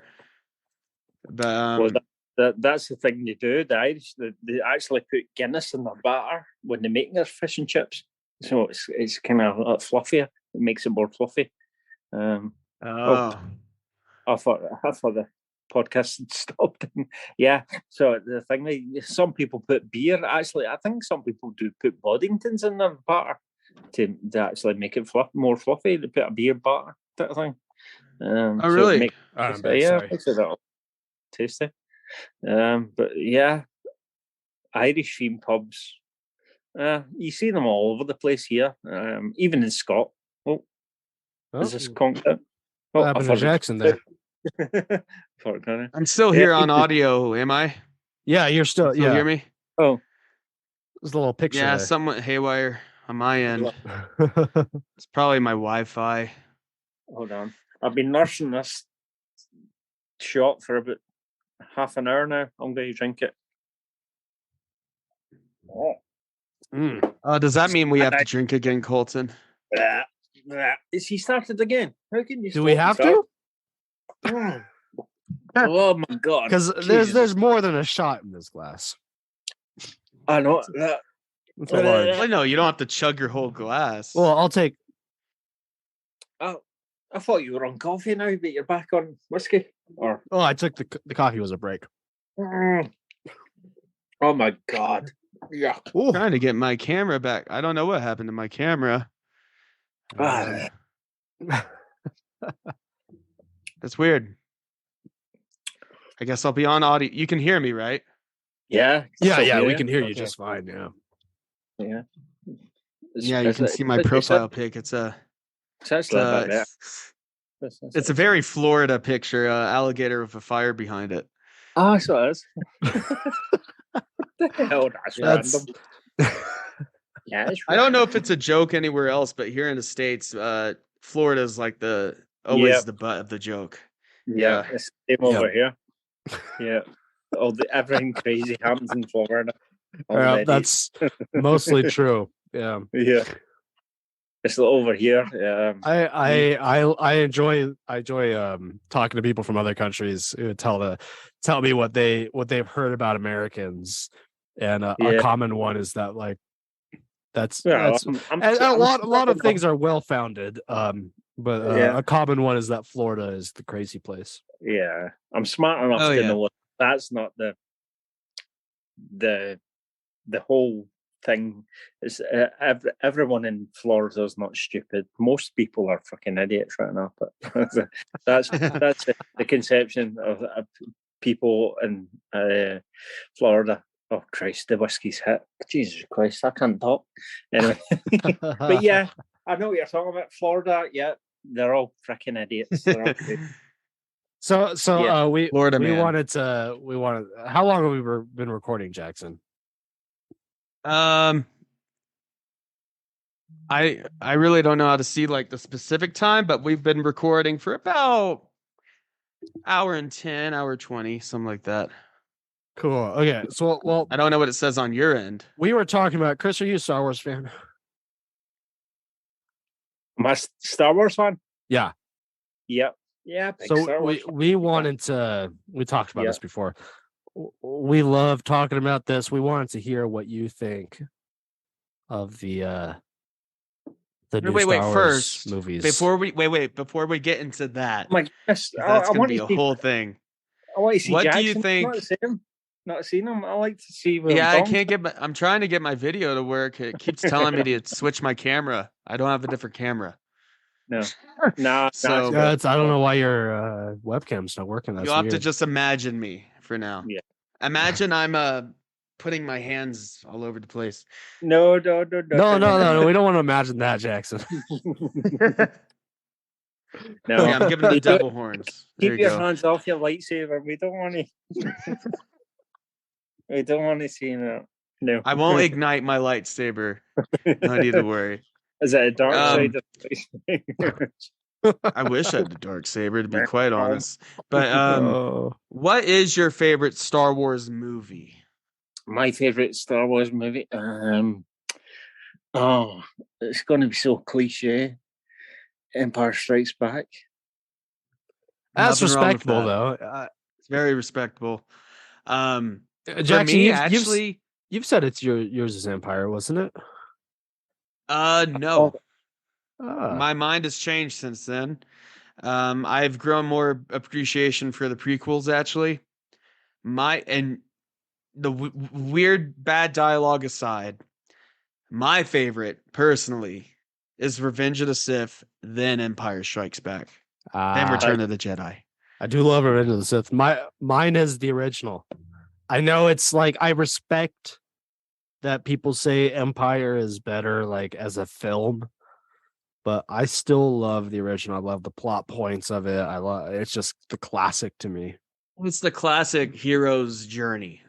Yeah, and the trench run at the end. It's to me. It's when I think Star Wars, the first thing I think of is the original Star Wars. Is the Han Solo on the Death Star running after all the stormtroopers and then running back all scared. That's what it is. It's your experience. It doesn't matter what anybody else says, whether it's a better movie or not. Who knows? But it's your experience of what you've seen, what you watched, and what you like. It's your personal preference, and I love the original Star Wars. Empire Strikes Back is good. But Return of the Jedi, I just don't like because of it's kind of cheesy because of the whole Ewok kind of thing. It's just so the cheesy. Ewok thing. Yeah, that brings Return of the Jedi down. Yeah, that's what makes me not enjoy that. It's just No, of course. My favorite trilogy is the original trilogy because the only movie I like out of the prequels is Revenge of the Sith. Even though I do appreciate Phantom Menace, but Attack of the Clones is just Attack of the It's Clones is bad. objectively a terrible movie. Attack of the Clones is bad. one that I don't remember watching. It's just Right. a bad movie. I've only seen it like maybe 2 or 3 times. I mean, I've watched it a Maybe bunch less. of times because I do this thing where if I watch all the Star Wars movies, I have to watch all of them. Yeah. That's me. So, but I it's usually just watch. it's just a bad movie. The special effects. It was this transitional period where they were moving from, like, when they filmed Phantom Menace. Surprisingly, a lot of that is not CGI. There's a lot of Yeah, they miniature still work, use a lot of a practical. lot of practical sets, Oh. things like that. I But don't know. Attack of the Clones, they didn't. It was this transitional thing where they were moving towards using like almost all CGI. And also, it's just a Oh yeah. poorly made movie. The only part of that movie I like is the whole bit about Obi-Wan being like a detective, where he like tries to figure out who tried to assassinate Padme. That was cool. Mm-hmm. But that was the only part that was cool. And Christopher Lee. Christopher Lee is always awesome. Or Christopher, yeah. Until Yeah. he gets. Yeah, he's always cool. In everything he's in, he's cool. Oh, it's the same with Lord of the Rings, Christopher Lee. How he was supposed to die in the books is not the same way he died in the films. Yeah. Well, what's They- funny, they don't even show him die or Yeah. anything in the You theatrical only do it in the version. special edition. Yeah, it's a special. Yeah, you have to watch the extended version. Yeah, he Uh, falls the tower and then he lands on the rotating wheel. Yeah. Yeah. That's No, not- it's that one of those isn't- things where I that- generally prefer the extended editions on Lord of the Rings, but there's a few yeah, I mean, they few things include- that the theatrical edition does better, and one is I think it worked Better very pacing. well that they left his ending ambiguous in Yeah, the No, yeah. theatrical version. Yeah. My Make up your- main, honestly, the main thing that bothers me about the Lord of the Rings movies, theatrical and extended, is no Tom Bombadil. yeah. Well, he's that kind of character that people think, well, why didn't he take the ring? And because That's a he good was question. Well, the ring, he was super. It didn't affect him in any way. It was, he yeah, was had super- no effect on him. He powerful. was just, Yeah, and there's all sorts him, of it was just an theories. Yeah. So There's why? all sorts of theories on mean, Tom Bombadil. Like, generally, I is would he- say like I would love to see a live action Tom Bombadil. I've talked with there's a bartender at a local bar here that is a apart from the big second- I big don't Lord of the like- Rings nerd. He loves it. And I've talked to him about like who would play Tom Bombadil in a movie. Wow. And Nice. but ultimately it's like, how would they go about doing that character in a way where like a general audience would know what the hell is even going on? Exactly. Most True. people don't You know know. because they didn't. Unless you've read the books, you don't know anything about them. It's like Well, see even- in the Return of the King, the book when they're the army is going from oh Christ, what do you call it now? Oh, shit, my camera. When they're moving from Rohan to go battle in the Pelennor Fields, yeah. they meet this kind of weird kind of group of people in the woods. Do you remember that? Mhm. It's like Yeah. kind of weird. I don't know what kind of, but they've never shown it in the films. It's like a kind of Nefander. I can't speak. How do you say that word? Nefander. I don't remember. I can't quite remember. But Whatever. like with Tom Bombadil, even Tolkien didn't reveal who he really is. He gave hints, but we still don't know like who he is. Like people theorize he could be a Iluvatar, but I think that's definitely not true because Tolkien said Iluvatar wouldn't show up until the end of Arda or something like that. The best theory could I've heard be is that he is It's a Valar. the physical embodiment of The music of Middle Earth itself, or that's the other one. The two best theories is that he's the music. He's of, the physical embodiment Valar. of the music of the Valar, or he's the physical embodiment of Arda, the actual. Yeah, Earth. Because he says he's been around since before the first raindrop and everything like that. Well, and if he's the physical embodiment of the Earth, like literally, then it's like he wouldn't be affected by the ring, because how could the ring affect literally the Earth? Right. You know. Yeah, when you start Silmarillion, it's like Eru the One from Iluvatar, and then below Eru, who's basically God, and then you've got below that it's there's maybe 4 people. It's one of them was Sauron, and then there's Era Iluvatar, which is like the physical embodiment of that, and there's Amo, and then there's the Valar, which is like the pantheon of kind of gods, which Sauron is. No, Sauron wasn't. Morgoth, he was a Maiar. Morgoth was one of them. Yeah. Morgoth was the mightiest. And Morgoth, the idea of Morgoth was that they saying is that all the Valar have these kind of domains. So there's the Valar of nature, there's the Valar of blacksmithing, etc., just like Greek gods and stuff. And Morgoth did not have any of that. He was just himself. Because and this is so nerdy, and this brings me. We'll probably do a Lord of the Rings episode in the future. We talked about it, but we've somehow not actually done a pure Lord of the Rings episode. We just talked about it. Still, but he was Melkor originally, and he basically when they were making the music of Arda, he created dissonance from the start. Eru, the gods kind of try to encourage him to do. Well, they encourage each one to do their own thing, and obviously Melkor Sauron was below Melkor.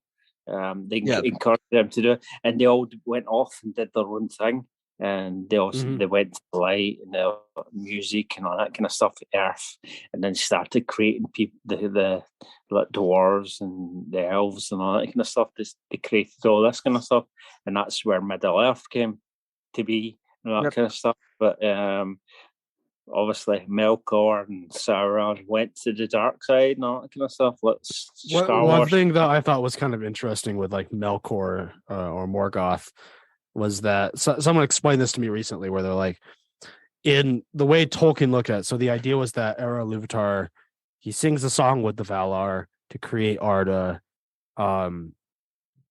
but everything is ultimately according to Era Iluvatar's plan. Well, including the descent of Morgoth. So like that was the thing that drove Morgoth crazy, was that he was like rebelling and dissenting, but it was ultimately still part of the plan. Like because Tolkien was a devout Catholic. Yeah. And whether he admitted to it or not, that influenced a lot of his writings. Yeah. But I think he did say that, or at least alluded to the idea that Eru Iluvatar is like synonymous with the Abrahamic God. That makes sense. Yeah. But back to Star Wars though. Yeah. The next question for Star Wars is, what do you think of the sequels? The sequel trilogy. Oh, the new ones? Yeah. The new ones. No, they're the kids. The kids. That's a good word. I won't say the kids. They will lap them up like we did the original trilogy. They will absolutely love them. But no, that's just not for me. Well, it is interesting. I don't know. It's just not. It's funny that you say that, because we're so easy to judge on the new stuff, but for people that grew up with the sequels, that might be cherished among them.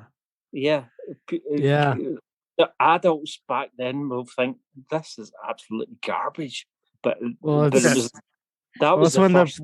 when the prequels came out, a bunch of people thought they were garbage, but me and Jackson are of the generation that grew up with the prequels. Yeah, exactly. It's funny because My first experience with Star Wars is the originals, like on deep when the 97 special edition came out. But my first experience with Star Wars in the movies, like going to see the film in theaters, was the prequels. Mm-hmm. So, I've kind of grown to appreciate those. Well, other people bashed them at the time. But with the sequels, there's a big issue with them for me that's always bothered me. Why? Why make a sequel? It was the perfect ending in Return of the Jedi, with Darth Vader finally turning back to Anakin and killing the Emperor, sacrificing his life, and Luke is the greatest Jedi, so on and so forth. Just leave it there, right? But no, they had to do another one, and okay. But the problem is they just did the same thing. You have a new empire, new stormtroopers. Like with the novels, like with Legends, they did plenty of sequel stuff, but it was new. It was different. They did what are they called? The Yusong Vong? Yeah. That was kind of my initial problem. It's like, oh, they're just doing New Hope again with Force Awakens. Yeah, I didn't have a problem with them doing away with all Legends material because, well, here's the thing: the Legend materials was a fucking mess. It was contradicted what's itself. Canon, what's not. Yeah, canon. It contradicted itself all the time. It was a mess because their method for a long time was just like, let's license out Star Wars to let people do what they like. But at the same time, it's just that the sequel is just like, I think you're right of like, why does this story need to happen? Force Awakens was all right. But then they got into all this stuff of like telling us Luke Skywalker is shit now. Well, like yeah, with Luke Skywalker, I don't have a problem with Luke Skywalker being like a exiled, grumpy, that's a really good part about it. But it's just just the way they wrote it, the way they came to. It was basically them trying to find Luke in the end, and I don't know. It's just a case of, was the story necessary between them finding Luke? And I mean, the new Star Wars stuff I really love is like the TV shows Mandalorian. That's great. I'm actually pretty excited for Andor, which comes out this month, like in a few days, actually. That looks cool. And the reason why I like this stuff is because it's not trying to continue the story of the movies. It's doing its own story in the same universe. Yeah, which is cool. And they're not stepping on what people's notions of what should be about Luke Skywalker. Yeah, they're doing new stories. They're just new stories in the same universe because the Star Wars universe is big. There's a lot of room for new stories. Exactly. The Star Wars is not just the original trilogy movies. There have been so many books written about it by so many different authors, and they've all got their own opinions and how things work and what happens and what this. And the same when we watch it, some of us will watch the movies and think, man, that's not the way I thought it would go, or that's not how I want it to go. But hey, you just got to do it. Just watch it. Just take it as it is. And I don't know, but if you like it, you like it. So I'll be right back, guys. Last Jedi, and when Colton gets back, he can tell you that when I walked out of Last Jedi, we saw it together. I was like, well, that was weird. Basically, it just what they like with Rey. Like, I have no problem with like her character originally, but she, gets all the powers of the Force with barely any training. She barely has any hardships. It just seems so stupid. It is so silly. They just rush through it.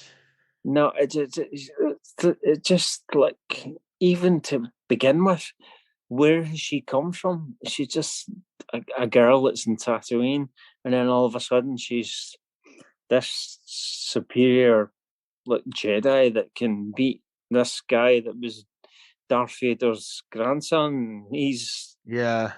I don't know. It's like Obi-Wan Kenobi. Do you like that? Oh, don't even get me started. I like some of it. I like the, everything they added with Hayden Christensen, like the flashbacks. I thought that was cool. And then okay. Well, and he adds I don't want to spoil too much. No, you're all right. No, I watched the episode with my wife. He does have another battle with Darth Vader, and that's a really good part. But they really, with the Obi-Wan Kenobi series, they stretch it out too much, and they don't focus on Obi-Wan and Darth Vader as much as I think they should. Yeah, it's just haven't been. I enjoyed it. It almost seemed like, and Boba Fett. Yeah, not Boba Fett. Mandalorian. What's the guy that was in? What's his name? Christ, I can't remember now. The guy Mandalorian. Yeah, the Mandalorian. Who's the guy with the blue face? Hold on, I need. Hold on. Cad Bane. I'm not sure. Cad Bane. Is it Cad Bane? Yeah. Yeah. Who's the guy that is in the town that Cad Bane comes into? He was in a I know who you're talking about. What's it? I really love that part when they have like the Western standoff. That was cool. That was so cool. But in Obi-Wan, they just did not do it at all. It's like, see when Darth Vader appeared and he started. Sorry, I sat back down and thought I heard a big crash in the other room for some reason. Oh. But we're talking about Obi-Wan Kenobi, the series. Oh, yeah. Yeah, but see when Obi-Wan Kenobi, when Darth Vader appeared, he was throwing people and he was choking up against the wall and all that kind of stuff when he first appeared. Yeah. That was amazing. You'll think that's Darth Vader. He's super evil. He just did it, everything. But when he started like going after Obi-Wan, it was like a chase scene in one of those old horror movies where they kept tripping over and all that kind of shit. I was like, no, this is stupid. It just got really stupid. And then when that person shot and blew up the thing. Oh yeah. So yeah, when and Darth Vader's chasing Obi-Wan. Yeah, Darth Vader was dragging him. It's this thing where like there's several moments throughout the series where you just ask yourself like, why did Vader stop? Yeah, exactly. Yeah, like that fire, and ultimately the reason is because Obi-Wan's in A New Hope. So he has to get away. Like that just put me off. It's like Darth Vader. No, but I think he was throwing people about, and then all of a sudden, this little bit of fire putting him off. He's going to stop. I think it would have been great if Vader did capture Obi-Wan there. Yeah, and then Obi-Wan had to like escape or something later on. Well, it's kind of like it's kind of like another thing they do is in towards the end of the series they have Vader like uses the Force to physically hold a ship from escaping. Exactly. Right? Yeah. And then ignoring the fact that he destroys that ship and then another one comes out from nowhere and escapes. That was weird. But you're taking that and go back to the movie Rogue One, where he the Tantive 4 with Princess Leia on board escapes. By that logic of like Vader's able to do that, is how were they even capable of escaping there? And the answer is simply because of continuity. Well, the plot requires it. Yeah, exactly. Why didn't he grab the Millennium Falcon all those times, Yeah, he's definitely capable of it. Like it's that's kind of the but yeah. That's kind of my issue. It's like they show Vader so powerful, but we don't see him doing that kind of stuff in a new like A New Hope or the original trilogy. But my kind of reasoning is that as soon as Vader learned about Luke being his son, that's when he started to lighten up. Like when he fought Luke all those times, he wasn't using his full power, like obviously. Like he was holding back, kind of testing Luke. But and then with the Obi-Wan series, they add a new character, a Sith Inquisitor, Reva. I thought she was pretty And good. I think the actress did a good job with her character, but my problem is her whole arc and plot line was just rushed. They didn't give it time. Like she should have been evil the whole time. And if they want to do a new series with her, then you can give her redemption or whatever. I kind of agree But with you there. you yeah. know, Yeah. she just felt like she was there just to move the plot along. Yeah, I think that's fair. Yeah. But the Star Wars movie that really grinds my gear, even more than Last Jedi, way more actually, Rise of Skywalker. That Rise? one. Oh, See it? Rise of Skywalker. It's where It's the last Palpatine movie. somehow returned. Somehow What? Emperor Palpatine's That's an returned. actual line in the movie where Poe Dameron goes, Yeah, somehow I'm not even joking. Emperor Palpatine Oh. has returned. Oh, okay. It's ridiculous. It's just a ridiculous. Everything about the movie is ridiculous. Yeah. The Lego version in the new Lego Star Wars video game is Makes more better than sense. the movie and makes more sense. I'm not seeing it. Yeah.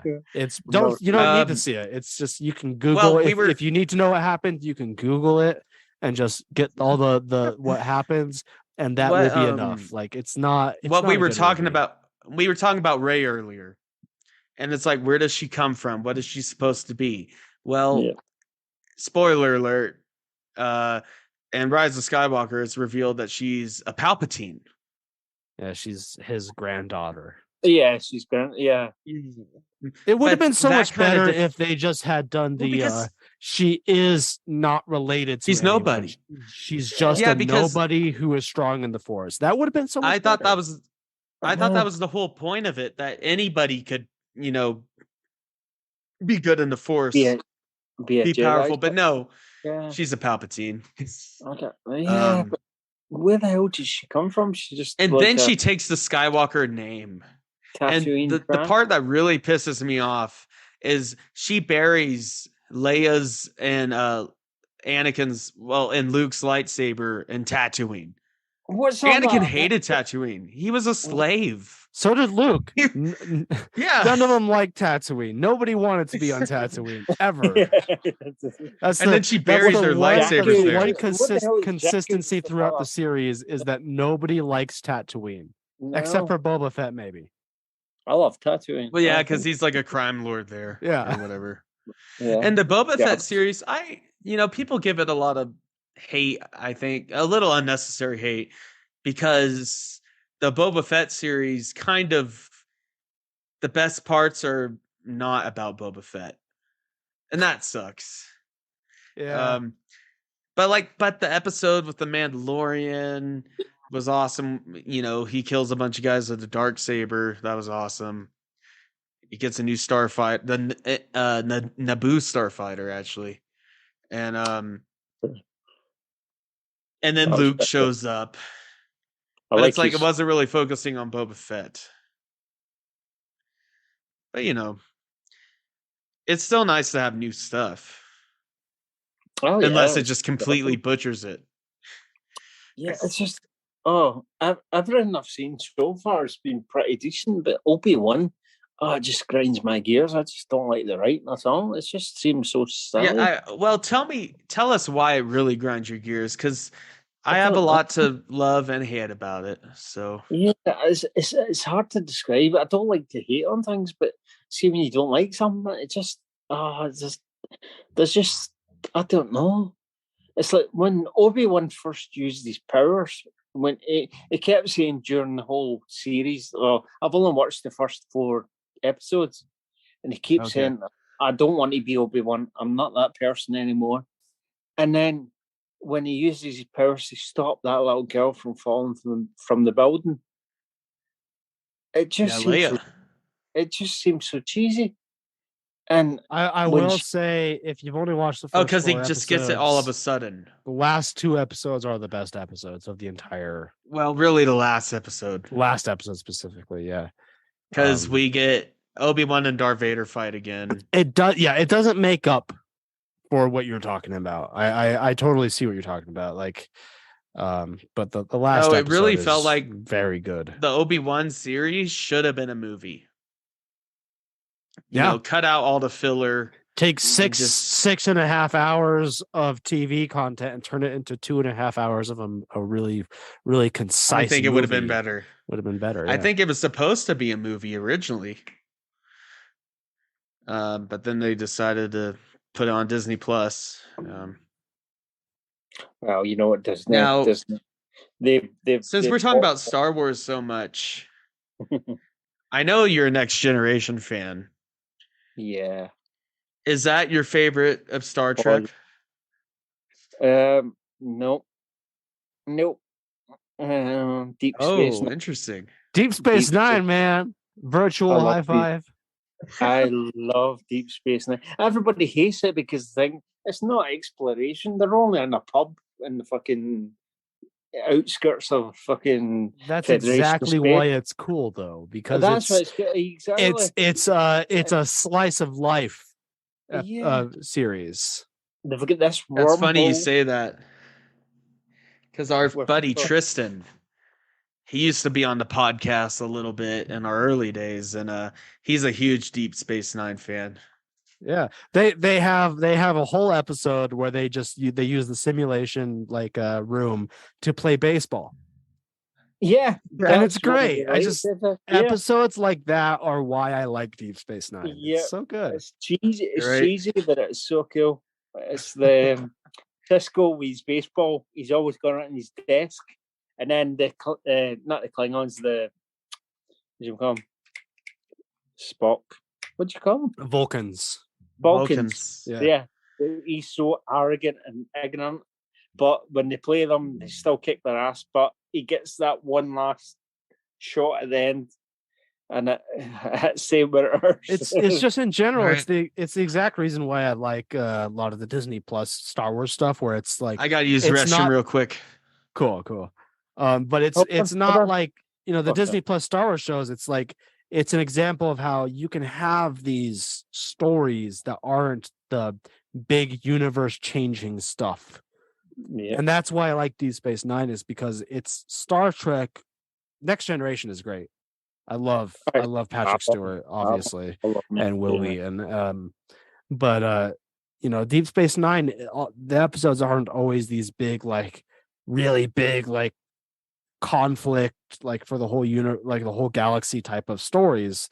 There's just a lot of regular people stories. That's what it is. A lot of people great. The first 2 seasons, people think it's kind of slow and whatnot, but as soon as the Dominion appear from the wormhole and all that kind of stuff, that's when people start to enjoy it. But I loved everything about it. I binge watched Next Generation. Then I did Deep Space Nine, and then I did Voyager, and I only got to season 4 of Voyager. I don't think I've watched Voyager. I think I couldn't do anymore. I genuinely she just grind my gears. She seemed. I know there's a lot of memes going about her. She loves her coffee and all that kind of stuff. If she doesn't have her coffee, she's freaking a nut job. But no, I did not like it at all. I couldn't get it. I just don't know. I love everything Star Wars, but Star Trek. Sorry. I'm more of a Star Wars fan than Star Trek. But I respect Star Trek. It's Star Trek is more grounded. They make more of an attempt to have a cohesive universe. Not successfully, obviously, but Star Trek in general, I just have this general mentality with fantasy stuff where it's the big save the world stories are great, but I also want to hear, this is a universe. There's more stuff going on than just the Save the Universe stuff. I don't know if you watched on Disney Plus, going back to Star Wars, the Star Wars Visions series, which was those anime. Oh, that's really great. They did this short in there. It's basically they give, if you haven't watched it, they gave all these like anime animators just free reign to make a Star Wars short however they liked. And they didn't even have to stick to lore or anything. And there's one that just follows a rock band in Star Wars. Yeah. In the Doesn't Star Wars Boba universe, Fett come after him? Yeah. It's like Boba Fett shows up there, they play for Jabba the Hutt, and they're like a rock band. And it was cool. That's my favorite one of the series, because it's not this big hero story. It's just I must story admit, of a rock I haven't band seen in the Star Wars universe, and it was cool. I haven't seen all of Star Wars Visions, but my favorite one so far is when the Ronin shows up. It's all black and white. It's like a Kurosawa. Yeah, that was a good one too. Yeah, and it's basically because what's interesting, a lot of Star Wars is based off the seven samurai and those stories. And those old Japanese samurai movies. The entire concept of the Jedi was a combination of so in the original trilogy, it's very much based off of the idea of the Ronin, the lone wandering samurai. But then the idea of what the Jedi are supposed to be in the prequels is more like, if you watch old Western movies, that wandering lone ranger, the guy who goes from town to town, fixing problems and stuff like that. That's the concept of the Jedi. Is that Westerns are based they off. were like that. Were like in the Old Republic and the High Republic, where they were like these wandering law enforcement characters, kind of like these John Wayne-esque rangers. And then the Empire came to power, and they became these Ronin type characters. Yeah. That's the original concept of them. That's pretty cool though. I never really thought about that, but that's pretty cool. That's at least what George Lucas has said. Yeah, I generally trust him when it comes to Star Wars. Cad Bane comes into the scene. I didn't know that character up until that point when he came in. He's from the Clone Wars. Yeah, it was like an Old West movie when he came in. That scene was awesome. And I thought, wow, this is like an Old West. That's yeah. That Western standoff was it's still one of my favorite scenes of all of Star Wars. Me to be too. quite honest. It's badass. I was like, wow, I love this. And that's why I'm so when you see Cad Bane at a distance, and who's the other guy, the human guy? I forget his name. He's the marshal of the town. I don't remember the guy's name. He had Boba Fett's armor. Yeah. Do you remember Deadwood? Deadwood. Do you remember the TV series Deadwood? I've not watched it, but my sister keeps telling me to watch it because she says it's amazing. I loved that back in the day. He's the character. I can't remember his name though for the life of me. He's such a good guy in real life as well. He's so funny. If you watch his, see if you got what's his name? Oh Christ! He does interviews with that Irish guy that did chat show in America. What's his name? Christ. Franklin Delano Roosevelt. No. FDR? What? Churchill, but American? No, a chat show. Like the Irish guy does a chat show in America. He used to do it. What's his name? Churchill who? Like, are you talking about Winston Churchill? Or? No, chat show. That's my ex. Chat show. Oh. Chat show. I don't know. What's his name? The Irish guy. He did the chat show. I'm gonna look it up. The guy in Book of Boba Fett is played by Timothy Olyphant, though. Timothy Olyphant. Look up. I love Timothy Olyphant. That's the guy. A chat show, not Churchill. He does. He's a cool guy, but yeah, he's the one that fought off with Cad Bane when he first came into town. Yeah, but the whiskey's. Oh, is he the? What's the chat show? Like deputy? Yeah, it was like a like a Because old West. Timothy Oliphant was the marshal. Yeah, The character's name is Cobb Yeah. Vanth in Book of Cobb Boba Vanth, Fett. yeah. Yeah. I don't. Well, he was in Deadwood. Timothy Oliphant. He was the marshal. He was the. He's good Cool though. guy. Yeah, he was good in Yeah, that. he was And that scene with Cad Bane. Cad Bane, yeah, the bounty hunter was great. It's just an old west standoff in the street like that. Yeah. I love. No, that was great. Yeah. I love that. Like, yeah. I forget Well, that look up- it's in the Boba Fett series. I Well, know look that. I know that type of standoff in real American West history is extremely rare. Oh, Like, yeah. Oh, It's- yeah. I've studied Old West history. I have a. You know, It did and- happen. Well, once only Rarely. like a few Was that- times. Yeah. What's his in name? like ever. But there was one guy that he supposedly lost his pocket watch in a gambling thing. Was it? I can't remember his name. I don't know, but he wanted his pocket watch back, and that's the only historical reference they have from a old Mm. West thing. And he Yeah. shot that.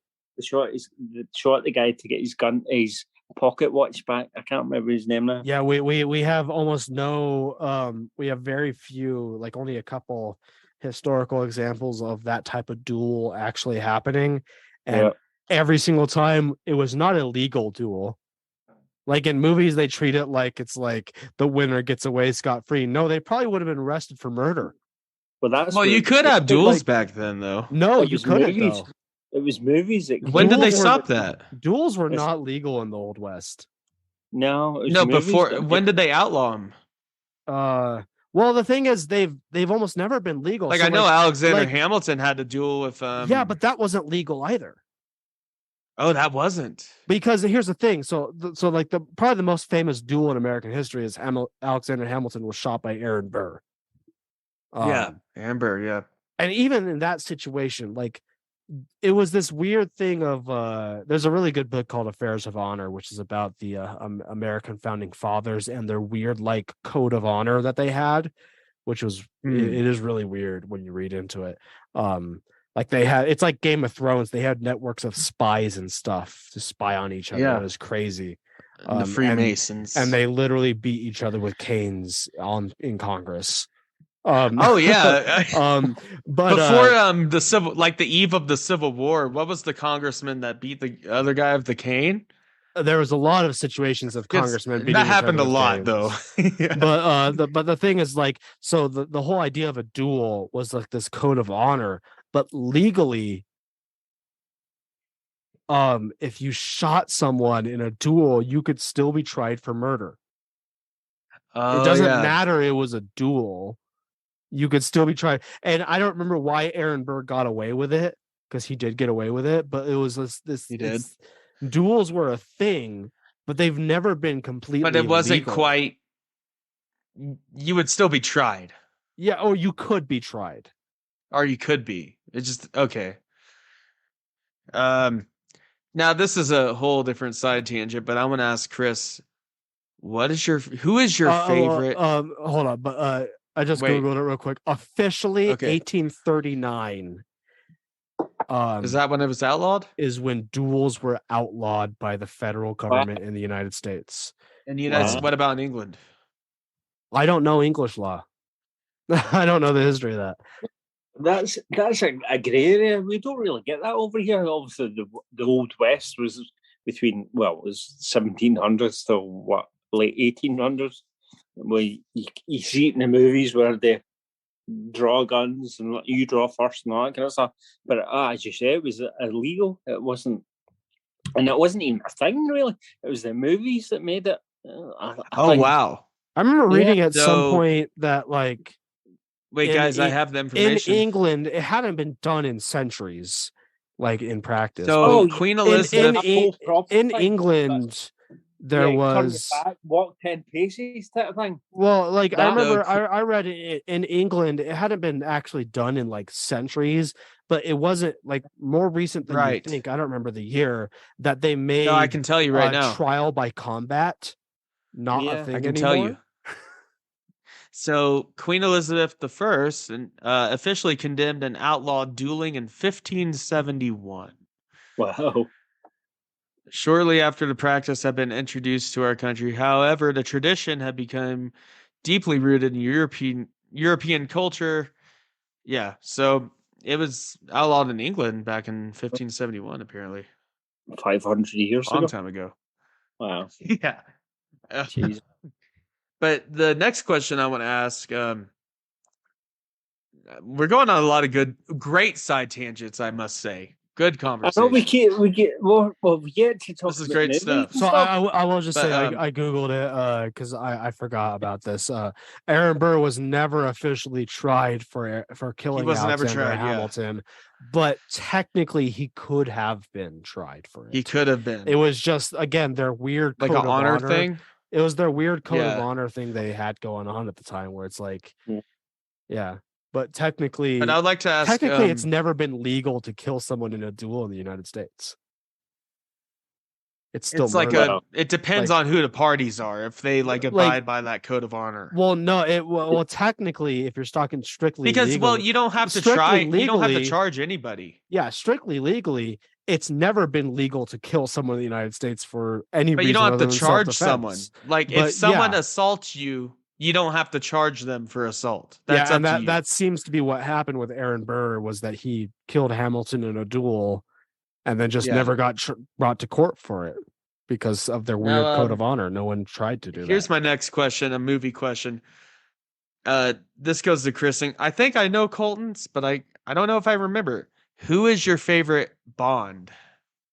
Your favorite James Bond? Oh my God. Oh, no. I'm not a big Bond fan at all. I never got into the movies at all. I grew up with them. They were always on TV in the background when I was young, but it was one of those movies. I don't get this. I always thought, I don't get this. What's happening? Who's this guy? I just never get in it. So it was never a thing that I loved. Even with Sean Connery, Timothy Dalton, it wasn't until the game GoldenEye came out that.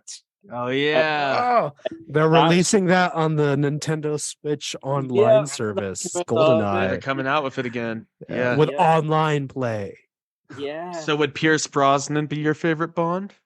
No. But that's what because of that game. I loved that game so much, and I didn't really watch the film. I was like thinking, "Oh, this game is so cool," but I did watch it now and then. It was a half decent movie, but after that, I didn't really like what's his name? Daniel Craig. Daniel Craig. No, he's cool. He's badass, but it's not my kind of thing. Maybe a little too rough and gritty for a Bond. He's too cool. Yeah, you're too envious of him. Like, oh, fuck you. but no, Sean Connery was that sleazy kind of. Oh yeah, definitely. Yeah, he's sleazy as hell. It was just too much. It was like almost hoary. It was like, what the fuck? How did they get away with that back in the day? When it was just, I don't know. It's just like back in the 60s. Almost raping fucking Miss Money. Oh yeah, he's a super rapey character, like just in general. All of the versions of him. Yeah, it's bad. Even Daniel Craig has his moments where he's a little rapey. I'm not. I mean, I grew up with Pierce Brosnan, but I watched Casino Royale. Oh yeah, I quite enjoyed that one, but then Colton told me that Quantum of Solace is basically trash, and that I should skip it. But I feel like I have to watch it though. Oh, you should still watch it. I just think it's kind of trash. I heard there's nothing Bond about it. Yeah. What's the one where he goes to the Highlands in Scotland? Skyfall. I think that's Skyfall. Yeah. Skyfall. I went to the cinema. He goes back to his home. I went to the cinema to see that with my cousin. I quite enjoyed it. I thought it was quite. I thought Skyfall I heard was a that good one's movie. good. Yeah, I haven't Yeah. seen it yet. I generally like the Daniel Craig movies. I like the original Sean Connery stuff, but you're totally right. He's kind of sleazy at times, Oh gosh. and that's a nice way of putting it. Yeah. I no. do have a soft spot for Roger Moore, even though he is the Same. most cheesy, over the top Bond. Like he's the The guy King and with like Country. the weird gadgets and like the really. He's the Bond that Austin Powers is like based on. Yeah, that's cool. Like Yeah. and it's like it's cheesy and terrible. Sting was in one of the movies as a villain. I still love Austin Powers the most. Was he? Austin Powers. I watched the first Austin Powers the other day, and it holds up. It's a great movie. Well, Mike Myers, he's Canadian, but I think his grandfather or his father is from Scotland. He's Scottish, and that was kind of his influence for Austin Powers, but also Shrek, because like originally he did it just in a Canadian accent, but then he did a Scottish accent. I find it really funny. There's some new movie that's coming out. I don't remember what it's called. That has Robert De Niro in it, but Mike Myers is also in it, and he plays Robert De Niro. Yeah, Robert De Niro. Yeah, it's Oh, a wow. really, really good cast. I don't remember everyone who's in it, but Mike Myers is in it. He plays an English guy, and it made me think. I'm like, it's really interesting that Mike Myers, who is not English, British at all, No. just so often plays British characters Yeah, well, in Hollywood movies. Well, he does the stereotype of it. Christian Bale, like when the Batman movies came out with Christian Bale, Christopher Nolan, and everything. When he did all his press tours and the interviews, he still used his American Bruce Wayne accent. So for the longest time, I thought he was American. Wow. I only knew him, and from then I The found Dark out he was Knight Welsh. and from American Psycho. Yeah. Yeah. So I sure. also didn't know he was Welsh either. Do you know where I know him from? What? The old, oh Christ, what you call it now? The old war. What do you call it? The old war movie when Japan invaded China when World War II started. Oh Christ, what do you call it? Pearl Harbor. No, not Pearl- that's not Japan invading China. I'm not sure. What do you call it? Oh Christ, look it up. I'm gonna look it up right now. It's one of the best films you'll ever watch. It's Rescue awesome. Dawn. No. You've probably seen it before. You probably just don't remember it, like I'm doing. Christ, what do you call it? But Japan invaded China. Yeah, as soon as World War II started. Oh my Whoa. god! No, I had to evacuate. I don't think I've seen a movie about that. Oh my god! Well, you need to. It's really good. Look up Empire of the Sun. Empire of the Sun. Awesome movie. Ooh. It was Steven Spielberg, was it? Let's see here. Yeah, Steven Spielberg. Yeah. Written by Awesome. Tom I will have to check that Stoppard, out. I'm based surprised you on did. a semi-autobiographical novel. Yeah. Oh, wow. It follows a Christian young Bale. boy who goes from John living with his Malkovich. wealthy British Yeah. family in Shanghai, becoming a Yeah. prisoner of war in a Japanese internment. I have relatives who were in a Japanese internment camp. Oh, really? Wow. Yeah. Yeah. My My great uncle's grandpa side or wasn't something in an like that. internment camp, but he fought. He fought in those parts in World War II. Yeah, I have relatives who were Dutch Pacific living Theater. in Southeast Asia during the time, and they ended up in an internment camp.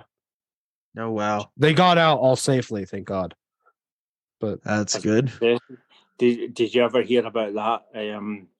They had these mad scientists, the Japanese, that and it was this area in China where they did all these horrible tests on human beings. They would leave them out in frozen temperatures for them to freeze. They would actually do autopsies with them alive and all that. I can't remember what you call it. It's Wow. like some like encampment 73, or I can't remember what you call it, but it's look it up. It's disgusting. I'm And not familiar with that, supposedly but that sounds insane. after the war ended, you Americans allowed these people that did all these things get away with it if they shared their secrets, shared the documents and all that kind of stuff. Yeah, that's there's a lot of things they about did. American history that I'm not proud of, it's them. and one of It's them them is that guys, after yeah. World War II, Oh, all but no, these it's- people who committed atrocities, we were like, if you Yeah. can contribute to Yeah. America, we'll let you get we off. want to study what you actually Like with did. NASA hiring scientists from the Nazi Party. Yeah. NASA was practically founded on Nazi scientists. Scientists, Yeah. Why did they all go to Argentina? Why Argentina? So during this is Didn't they have my a time to base there? shine. This is my time to shine, Jackson. It's your time to shine. As the guy who studies Latin American history. So during World War II and before in the 1930s, the Nazis were really interested in Latin America. So Central America and South America, less so Mexico, but a little bit in Mexico as well. And that's exactly why, as the Germans just had roots in Latin America. So the whole thing of they went to Argentina, it wasn't because they had Nazi bases there. It's just because there was just a long history of Germans being down there anyway. It plays into why. So if you look into Latin American history during the Cold War in the 60s, 70s, and 80s, the United States has a long history of interfering because we were like worried about communists. And basically we were all worried. We were all like, the Soviets must be trying to get into Colombia and stuff. In reality, they weren't. They had no interest in it. They were not that stupid. They knew that was the United States' sphere of influence. It was really just Cuba, wasn't it? Cuba, but because Cuba came to them and like made the Soviets an offer. The Soviets would have never made Cuba an offer, but the Castro just went to the Soviets anyway. It wasn't Gorbachev or anything that came to Cuba. It was Castro, Khrushchev at the time. Khrushchev, yeah. No, it was because the Castro understood that in the political landscape of the world at the time, you either had to play by the American model or by the Soviet model. There was no in between. And the Soviets just made him a better deal, so he went to the Soviets. But we were so convinced that the Soviets were trying to get into Latin America, and part of the reason we were convinced of that was because the Nazis were trying to get into South America all the time. The Soviets had no interest in it, but just because of the history of Nazi Germany. So the Nazis and Soviets are definitely two different things. They're very and the Nazis got their ass beat by the Soviets. Couldn't be more different, part and parcel of why the Nazis aren't around. But you think generic American politician mindset of the 80s. And Ronald Reagan probably didn't know the difference between Soviet Russia and Nazi Germany. Yeah. I'm not really exaggerating. He was not the smartest guy. Mm-hmm. Yeah, a lot of Americans might be very angry at me. He was an actor. That. Yeah, a lot of Americans who love Ronald Reagan might be angry at me for saying that, but he was not a very smart guy. And then we have Trump, but I don't want to get into that. I don't know who listens to you, but whether they're here for politicians, listen to politics and all that kind of stuff, they probably here to listen for about movies and all that kind of stuff. Like, what the fuck are you talking about? We try to keep politics out of it. Well, we apologize if we get political, but occasionally we do. Yeah, but no, that's completely what it is. It's back in the days, it's just everything. It's just it's crazy. But Nazi Germany and fucking Argentina, how the connection between those two, and then the Soviets and Cuba and all that kind of stuff when the Soviets were with us during World War II and they helped destroy the Nazis. And It's all crazy. It's all stupid. Yeah, that's crazy. Anyway, we're getting a bit too serious here. Yeah. Well, we are getting serious. We're getting towards the time where we should probably end the recording soon. So, but I think we have a little bit more time. Jackson, if there's anything you want to bring up. So you mentioned to me one time, Chris, that originally you were a big Megadeth fan. Yep. I was a massive Megadeth fan. But then you said you got into Soundgarden, right? Soundgarden. Yep. I don't know. It was initially when I was like, I'm 44 years old. Back in the 80s, I was late 80s, I was 10, 12 years old. I was listening to pop music and I was listening to New Kids on the Block. Yes, I loved New Kids on the Block. Yeah, that was my jam back in the late 80s. And then all of a sudden, me and my mate heard this song on the radio. No, actually, we saw it on, I can't remember where we saw it, on TV or something like that. It was Def Leppard. No, that one, it was like a animated video. I can't remember what the song is, but that just, I don't know, that just connected with me and it turned me into a metal kind of fan. Yeah. I can't remember the name of it. Def Leppard. My dad would tell you that it's not Pour Some Sugar. It's that. This is for you, Dad. But my dad's first record that he ever bought was Def Leppard Pyromaniac. Nice. Yeah. Nice. One of my Def Leppard, one of my favorite bands. But yeah, as I said, that was one. I can't remember. And people be like fucking screaming at me. Like, what the fuck is that song? It's like a video. I can't. Be right back. I got pee again. But yeah. Anyway, yeah. I started getting into Def Leppard, and then I started hanging out with these guys that loved Nirvana and all that kind of stuff. So we used to go to kind of gigs. They would play. Some of them would actually be in a band and whatnot. But yeah, my parents weren't into metal and hard rock and the hair metal stuff. My dad was a punk guy from the 70s in Southern California. He recently got a Black Flag. You're familiar with Black Flag? No. They're an American punk band that were pretty well known. And he got a Black Flag tattoo recently, but it's partly because he grew up where Black Flag is from. They were the local band when he was a kid and like in high school and stuff. But I never got into metal pretty much until I met Jackson. Like I listened to it. I was saying until you met me. Until I met you, I never really got into metal. Oh yeah. The most when I was a kid, I was really into Rob Zombie. Wow. But that was the only kind of metal type stuff that I was into. Wow. Other than that, it was punk rock and grunge and things like that I was into. I had to go to the toilet for a second, but did I miss anything? No, I was kind of stuttering. I couldn't think what the hell I was trying to say. But so when did you first listen to Megadeth? Megadeth. As I said to Colin, I myself and my mate, we were into New Kids on the Block and all that kind of stuff. But then all of a sudden, a song from Def Leppard came on. I can't remember what you call it, but people will know it. It's a video. It's like animated, and this kid, I can't remember what you call it, but that kind of connected with me.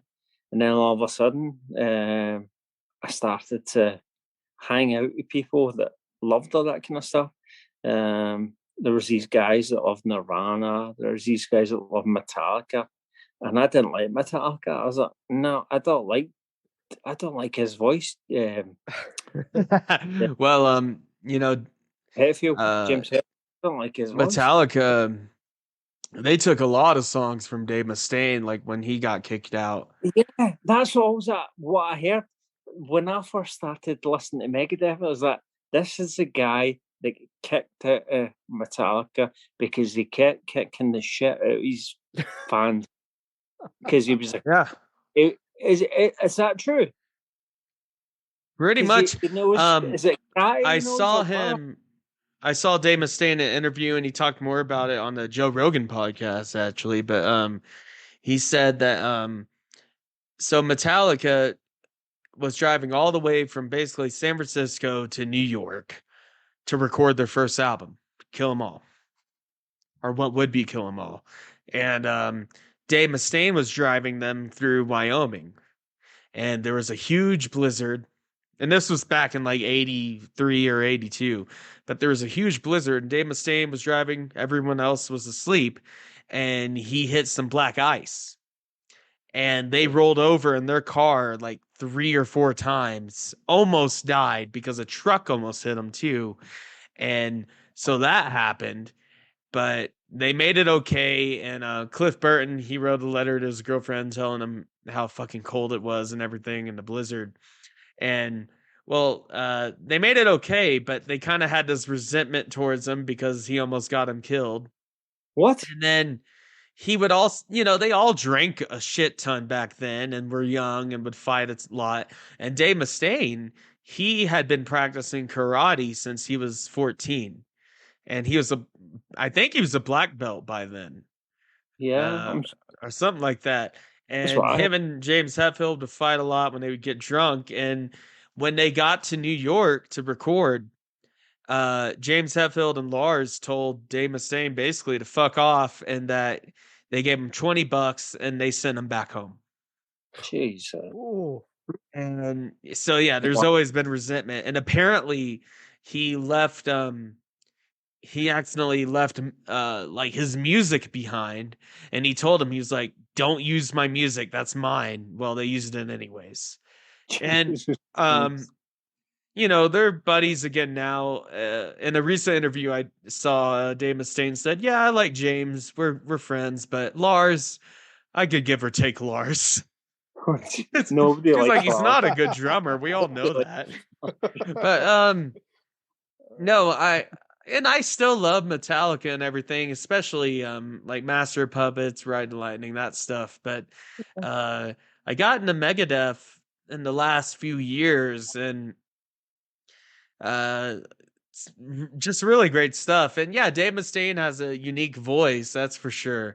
But I think that's what Megadeth makes it way more than I respect Metallica. That's what makes it Megadeth, Yeah. And I want to ask you, so we know like the big Megadeth albums, Rest in Peace, Peace Sells, Who's Buying, that stuff. Euthanasia. What is your favorite Megadeth album? Probably Euthanasia. That's a good one. I love Euthanasia. Didn't that come out back in like 90? Mid-90s? Yeah. Like 94 or something? And it's funny because like Metallica came out with the Black Album when they completely kind of changed their sound. As I was saying, my mate Andy, he was a massive into Metallica, but I did not pay attention to anything that came out. So I don't know their albums. I just did not like James Hetfield's voice. I was like, no, that's just not my thing. I didn't hear that, Dad? I didn't think they were poor. Jason, sorry, Jason. He's a big Metallica. You don't James have to Hetfield apologize to him. Every time I mention Dave Mustaine, he wants to fight me. How good are Green Day, Jason? How good are Green Day? Yeah. No. We have a lot good. No, but yeah. I don't think Metallica are bad. It's just I don't know. I just love Dave Mustaine's voice. Well, yeah, his unique voice is what makes Megadeth, in my opinion. Well, I'll just say, so to give you some perspective as someone who's not a metal guy, Metallica, I've never heard a single song from them that makes me go, wow, that's a pretty cool song. I've heard songs where I go, like from Master of the Puppets. Even like Master of Puppets, I'm like, that's decent. I can see why people like that. You know, I don't think it's bad. Well, Colton, but I've never I'm sure I can to show you. I've never. I'm sure I could show you Metallica that you like, but Megadeth, I think you'll like a lot more. No, what I'm saying, I'm not saying I don't like Metallica at all. I'm just saying I've never heard a song that makes me afterwards go, "Wow, that was a cool song." Yeah, I'm always like, "That was an okay song." We have Megadeth. We on have the this other hand, episode I idea. have heard songs that I've said afterwards. I mean, like we that have was this rad. episode. Me and Colton have this episode idea about like thrash metal versus hardcore punk, like just talking about that stuff. And a lot of Megadeth stuff, like Peace Cells, has a lot of punk influence, and it still has that kind of vibe. There's just more technical solos and that kind of stuff. Yeah, but I still respect. And then Rust in Peace, Metallica's better stuff. Like what my point is not saying that I think they're bad. It's just I've never heard a song. You never heard anything where while listening to it, I was like, "Wow, this is super cool." I'm always just like, "This is okay." I could see why people like it. Yeah. But Megadeth, on the other hand, I've heard stuff where I've been like, "This is rad." I'm now, Chris, what is your favorite Megadeth album? Oh yeah, you said Euthanasia. Yeah, sorry. Euthanasia. Oh, I just remember, when I was in high school when it first came out, and I listened to A Tout Le Monde. I was like, "Oh yeah, I can actually speak French in that one. I can sing in French." Yeah, I'm actually shit at French in high school, but I can actually sing this song, and that was amazing to me. Tout Le Monde. A Tout Le Monde. I do remember. I do jamais. Achève vous These are the last words I'll ever speak. Yeah. Set you free. I used to sing. No, that's a good song. Honestly, man, for me, it's in between. Have you heard any of their new album? No, I've not listened to Megadeth. The Sick, the Dying, and the Dead. No. I think it's kind of more of a return to their thrash roots. They have some like more modern stuff with it, but there's some good stuff on the new album. It's a lot of fun. And Dave Mustaine's 60, and he just beat throat cancer, so he's been through a lot. Yeah. But honestly, for me, it's in between Peace Cells, Who's Buying, and Rust in Peace. But I'm not sure. Peace Cells is good. Rust in Peace. Rust in Peace is the more technical kind of speed metal album. But Peace Cells has more thrash and punk influence, which I really like. It has that song. Me and Colton, me and Caleb used to play it a lot. What is it called? Which one? The song? Who Says I Couldn't Be the President of the United States of America? That one. Oh, that's Social Distortion. Or like.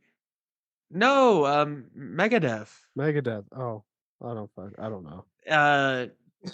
He doesn't know Megadeth. He doesn't forget what the song's called, but it's a good one. But I've gotten into Megadeth. But so when did you first start listening to like Soundgarden and grunge? Well, Soundgarden, I've told this story a few times to a few people, but my brother, I've got 3 brothers, James, Scott, and Stephen. 2 are older, nice. One's younger. Stephen lived with my grandparents about 2 miles away from where I actually live with Mum and Dad. I don't know why he lived with my grandparents, but they would buy him everything. He would get all the good music. He'd get all the good video games. He'd get all the good toys. And we would go visit my grandparents and see Stephen, my brother, my older brother. And he would have all this good shit. And one time I went over, I must have been about 11. He would always have cassette tapes. You're too young to know about cassette tapes. Hey! I have cassettes in my car right now. I just picked up Talking Heads. Stop Making Sense from the thrift store. Your car doesn't take CDs, does it? No, it does take CDs, but when a cassette is 50 cents you at the thrift store, and it's a good album, why not? Well, it's funny. Vinyl records have have- become popular. I have in my car right now. Stop Making Sense from the Talking Heads on cassette. Nice. That's a good one. Right. But no, it's funny because like vinyl records and stuff have become popular again with Oh, hipsters yeah, and it's- collectors. That And I've got a good nostalgic collection myself. Yeah, But it's that- cassette it's that- tapes, Sorry. cassette tapes hasn't really picked up again as No, much. it hasn't. It hasn't. No, CDs more so. And It's a that's only- niche market. There are people who do CDs release are being stuff on outdone. people do release stuff on cassettes now because it's people like to collect, and Yeah, it's a cassettes collectible are I thing. guess like It's cooler more to collect than CDs. But if you buy a cassette nowadays that's like new, it'll come with a download code, and people Yeah. don't listen to the cassettes; they just collect. Well, yeah, 'cause the them and then reality- listen to it digitally. The reality is the streaming has taken over Spotify. Hold on. But I'm I'll come glad back that to it. I need a pee. I'm busting. Oh, all right, it's all good. But I'm glad that vinyl records have made a comeback. Oh yeah, yeah. Um, There's a record store I can grew up easily going find to them. that recently went out of business, which I'm ashamed. Sad about. It was called Rhino Records. It was in Claremont, California, and they recently went out, which sucked because they were a big record store that was great. They were just fucking great. oh yeah, I wish I could get my video going. I wanted to show you my Iron Maiden vinyl. Oh yeah, But yeah, I just picked up Iron Maiden Power Slave. It's a lot of fun. Good album. rad. And yeah, I've been collecting vinyls for some time now, for the last 5-6 years. And I don't get a vinyl of every album, but if it's an album I especially like, I'll pick up the vinyl. I have a decent collection, but it's pretty small. I haven't bought a new one in a while. I have probably about 60 or 65 vinyls right now. I have maybe half that right now. Well, a lot of them, my dad, he got a bunch of vinyls on sale at a yard sale. And rad. he gave me a lot of them. Nice. But I think he still has more to me. And my grandpa, he bought like 900 vinyl records for $30. Ooh. What? Wow. Because the people selling it, they were just getting rid of them. They didn't know the value of them, and they didn't care. Wow, you So- could and I sell got them some for of more those. than $30 for just the materials. Definitely. But Wow. But no, I will say, like, streaming, like with Spotify, it is nice because then you can look anything up and find it. But it does take away the kind of, I don't Yeah. know, That- like going to get a record used to be like a fun occasion. My dad told me the first record he bought was Graceland by Paul Simon. The first record he bought with his nice. own money. And he also said that the other thing he told me was that when he was growing up, when John Lennon died, my grandpa went out of his way to find John Lennon's last record and find a Double copy. Fantasy, right? Yeah, to buy for my dad. And my grandpa does not listen to. My grandpa listens to exclusively like classical music and smooth jazz. Does not give a shit about anything that was made post 1960. But he knew my dad cared about it. My dad was broken up about John Lennon dying, and my grandpa went out of his way to find that record for him. Oh wow. Yeah. Yeah, that was sad. Yeah. I mean, I have a couple. My favorite records are honestly, I have some 45s, little small ones. Singles. Yeah, and there's a record store, you know it, Jackson. It's called Dr. Strange Records. And they would often sell these 45s, but like so often bands will release singles as 45s, and after the run, they're pretty hard to find. Are you drinking more whiskey, Chris? Yeah. I saw Cheers, that.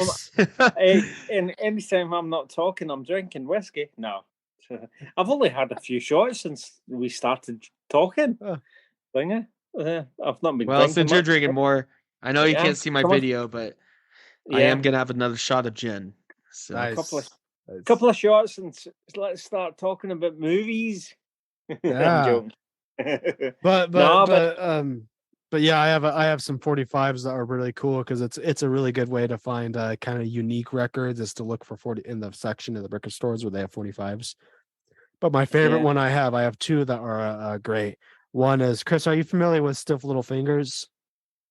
Nope. They're a Northern Irish punk band, kind of the same era as the Clash. No, never heard. No. And I have a 45 of a single they released for their first album, which is really cool. And it's original pressing that I have. And then I also have, are you familiar with the Dead Kennedys? Dead Kennedy, yeah, I've heard of Who that. isn't? Never- Oh, by the way, I just want to mention Megadeth, Dave Mustaine did a Dead Kennedys cover on their latest album. Oh, rad. What song do you think they did? Or what would be good? I'll tell you. They did Police Truck. That is a good one. Okay, yeah. I can And see what's that. really great about the cover is, yeah, they make it heavier and stuff, you know, heavier distortion and all that. And Dave Mustaine's singing, so it has his unique voice. But they keep the song structure the same, and they don't overcomplicate the solos. Like, it's just a really good cover. I'll have to show Nice. you. Oh, I have a 45 vinyl of Jello Biafra, the singer from Dead Kennedys, just doing spoken word poetry. It's really weird. What? But it's awesome. That's awesome. Yeah. Those are my favorite ones I have, yeah. Right now. But I love Is it- vinyl and all that kind of stuff. But no, I've never actually got into collecting vinyl. But back in the day in the 80s, my mum would buy vinyl all the time because it was either cassette tapes or vinyl. And she had a big collection of vinyl, and it'd be Annie Lennox and Motown and Michael Jackson and all that thing. I'd never heard of metal or even glam rock or any that kind of stuff. I only listened to what my mum listened to on vinyl, whatever she bought, and it was Motown most of the time. My mom listened that's to good. U2 more than anything. No, my mum was never into U2. I'd never listened to a U2 song, and I don't really like U2 to be honest. Sorry, apologies to everyone. What about Joshua Tree though? No, I never get it. I like, you know, the only U2 song I like. See the Batman film. Is it Batman Forever? Oh, did they do a song for that? What song was that? I know is such a Seal good did the song for Batman Returns, is it? Hold me, or no, hold not me, Batman thrill me, Returns. kiss me, kill me. Yeah, that is By a U2. great What about song. Kiss of a Rose? by It's from Seal? Batman Forever. That is a great song. I love that song. Yeah. Which that's a one good did Seal do, Colton? Seal. Let's see. Put it on. Don't get yourself copyrighted after spending money on joke. It's free it's use. such a good song. I like Kiss from a it. Rose from Batman Forever. Kiss Kiss from a Batman Rose. Forever. Okay. Yeah. Yeah. Yeah. What was the one that Seal did as well? Seal did the song. That was Kiss. Yeah, that was Kiss of the Rose. Yeah. Was that the same one? Yeah. Yeah. That's Seal. What did you do? What was that What called? was it called again? went Hold me, thrill me, kiss me, kill me. Yeah, that's a good one. Yeah, that's my. Yeah. Yeah, but as is for you too, that's the only song I like. Apologies to everybody. I know. No, you're not offending me because I like U2, but I don't know their songs really. I'm not like a big fan of them, but I like them. I respect them. I Yeah. wouldn't call myself the biggest fan ever, but I've listened because of my mom. I've listened to even like the the demo tracks and things like that. I've heard all of it. But remember when Apple forced everyone to have that U2 album? Yeah. That was What was Not I a that? didn't good have an album iPhone either. at a time, so I avoided it because I didn't have an iPhone at that time. But it also just like wasn't a great album either. It's just Yeah. It's like forced It didn't help. on the phone. Anybody had a phone? So what? Yeah. now, No. We should probably end this soon. I think we've been recording for a couple hours at least. yeah, Anything how else you should we wanna- end this?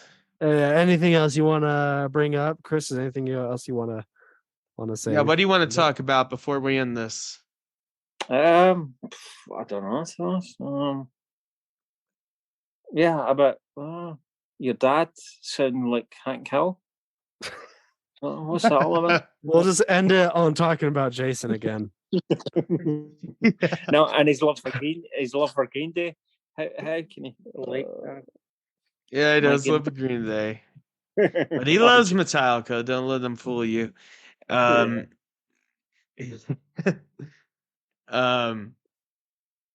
Nah, And he loves PBR. Yes. Yeah, put that. Let that be Have you ever known had that- PBR, Chris? Sorry, Have you had PBR? I didn't even know what the fuck a PBR was until I heard Jason say So it. it's Pabst Blue Pabst Ribbon. Blue. Yeah, Pabst Blue Ribbon. It's from Wisconsin, right? I think so. I'm not sure. Or Michigan, somewhere around there. Michigan, it's- Minnesota, something like that. PBR is the like cheap college Oh, bachelor beer. Like Yeah. It's not popular everywhere in the United States. It's just but where we live, it's very popular. Okay, got yeah. Yeah. you. I just, But my I dad's just- favorite is Coors, but it's Coors Banquet. yeah, Coors, Specifically. what- That's the what- best what's Coors the- you can get. I love what's the Coors name? Banquet. Banquet. You don't get it over here. What the fuck? I've never even heard it. Coors Banquet. Did they not What? have that there? No, I've do you know? Because that's Coors Light. I cracked out on 2 hours ago, and I've not drank anything out of it. But yeah, Coors Coors Banquet, Light if you can is, find it. Nah, I don't think it's very good, but Coors Light. But Coors Banquet is a little bit better. What is? It's Coors their Banquet? best one. What is it? It's Banquet. a- Okay, so they have let me tell you. Coors Banquet, I wish I could show you, but my video is not working. But Coors Banquet has, so you can get it in a 16-ounce can, but you can also get in 12-ounce cans, but you can also get it in the classic 1936 stubby bottle.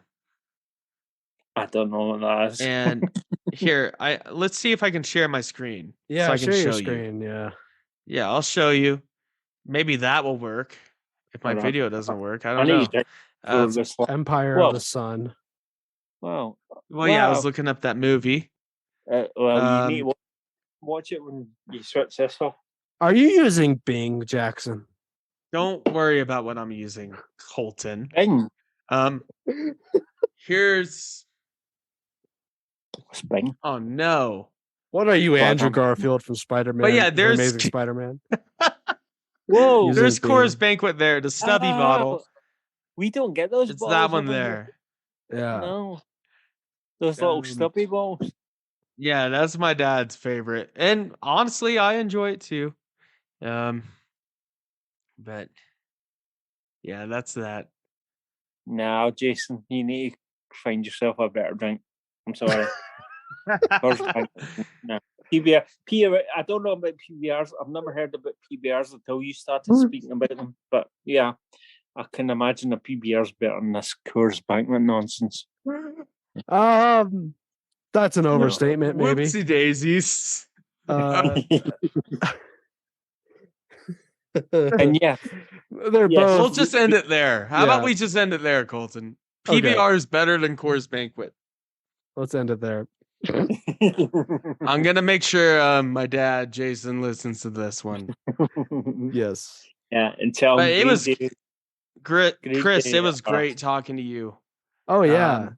No, I haven't it's gotten this drunk. I don't know what time it is there. Is it what?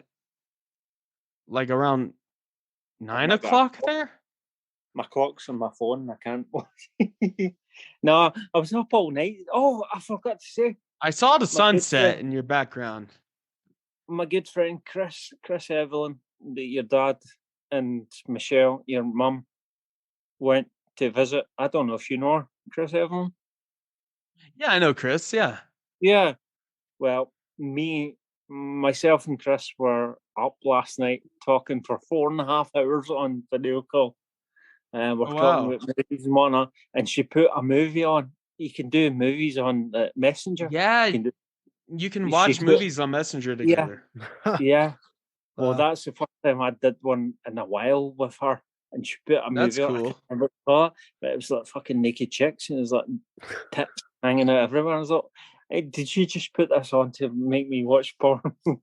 Now we're watching movies last night, me and Chris. But yeah, Nice. Chris, I'm never going to watch a movie with you again because you're going to show me naked chicks all night. But yeah, no, but I pointed my camera towards my projector. I was watching The Fog, 1988 Fog. I was like, oh, I love Fog, nice. that movie. So we watched that for a bit and whatnot. We chatted away and yeah. Is that So, John but yeah. Carpenter? Yeah, Carpenter. Yeah, Yeah. yeah.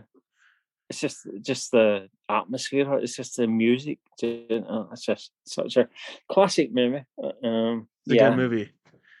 we did that. We watched that last night for a bit. Chatted away for about 4.5 hours, and then Oh, wow. yeah, that was us, movies and crap and whatnot. But yeah, anyway. Well, but sorry, I can tell apologise you, for- Chris, we would love to have you on this podcast again. Definitely. yeah. Hey, Um, hey. Had a good time. This will not be your last time on this podcast.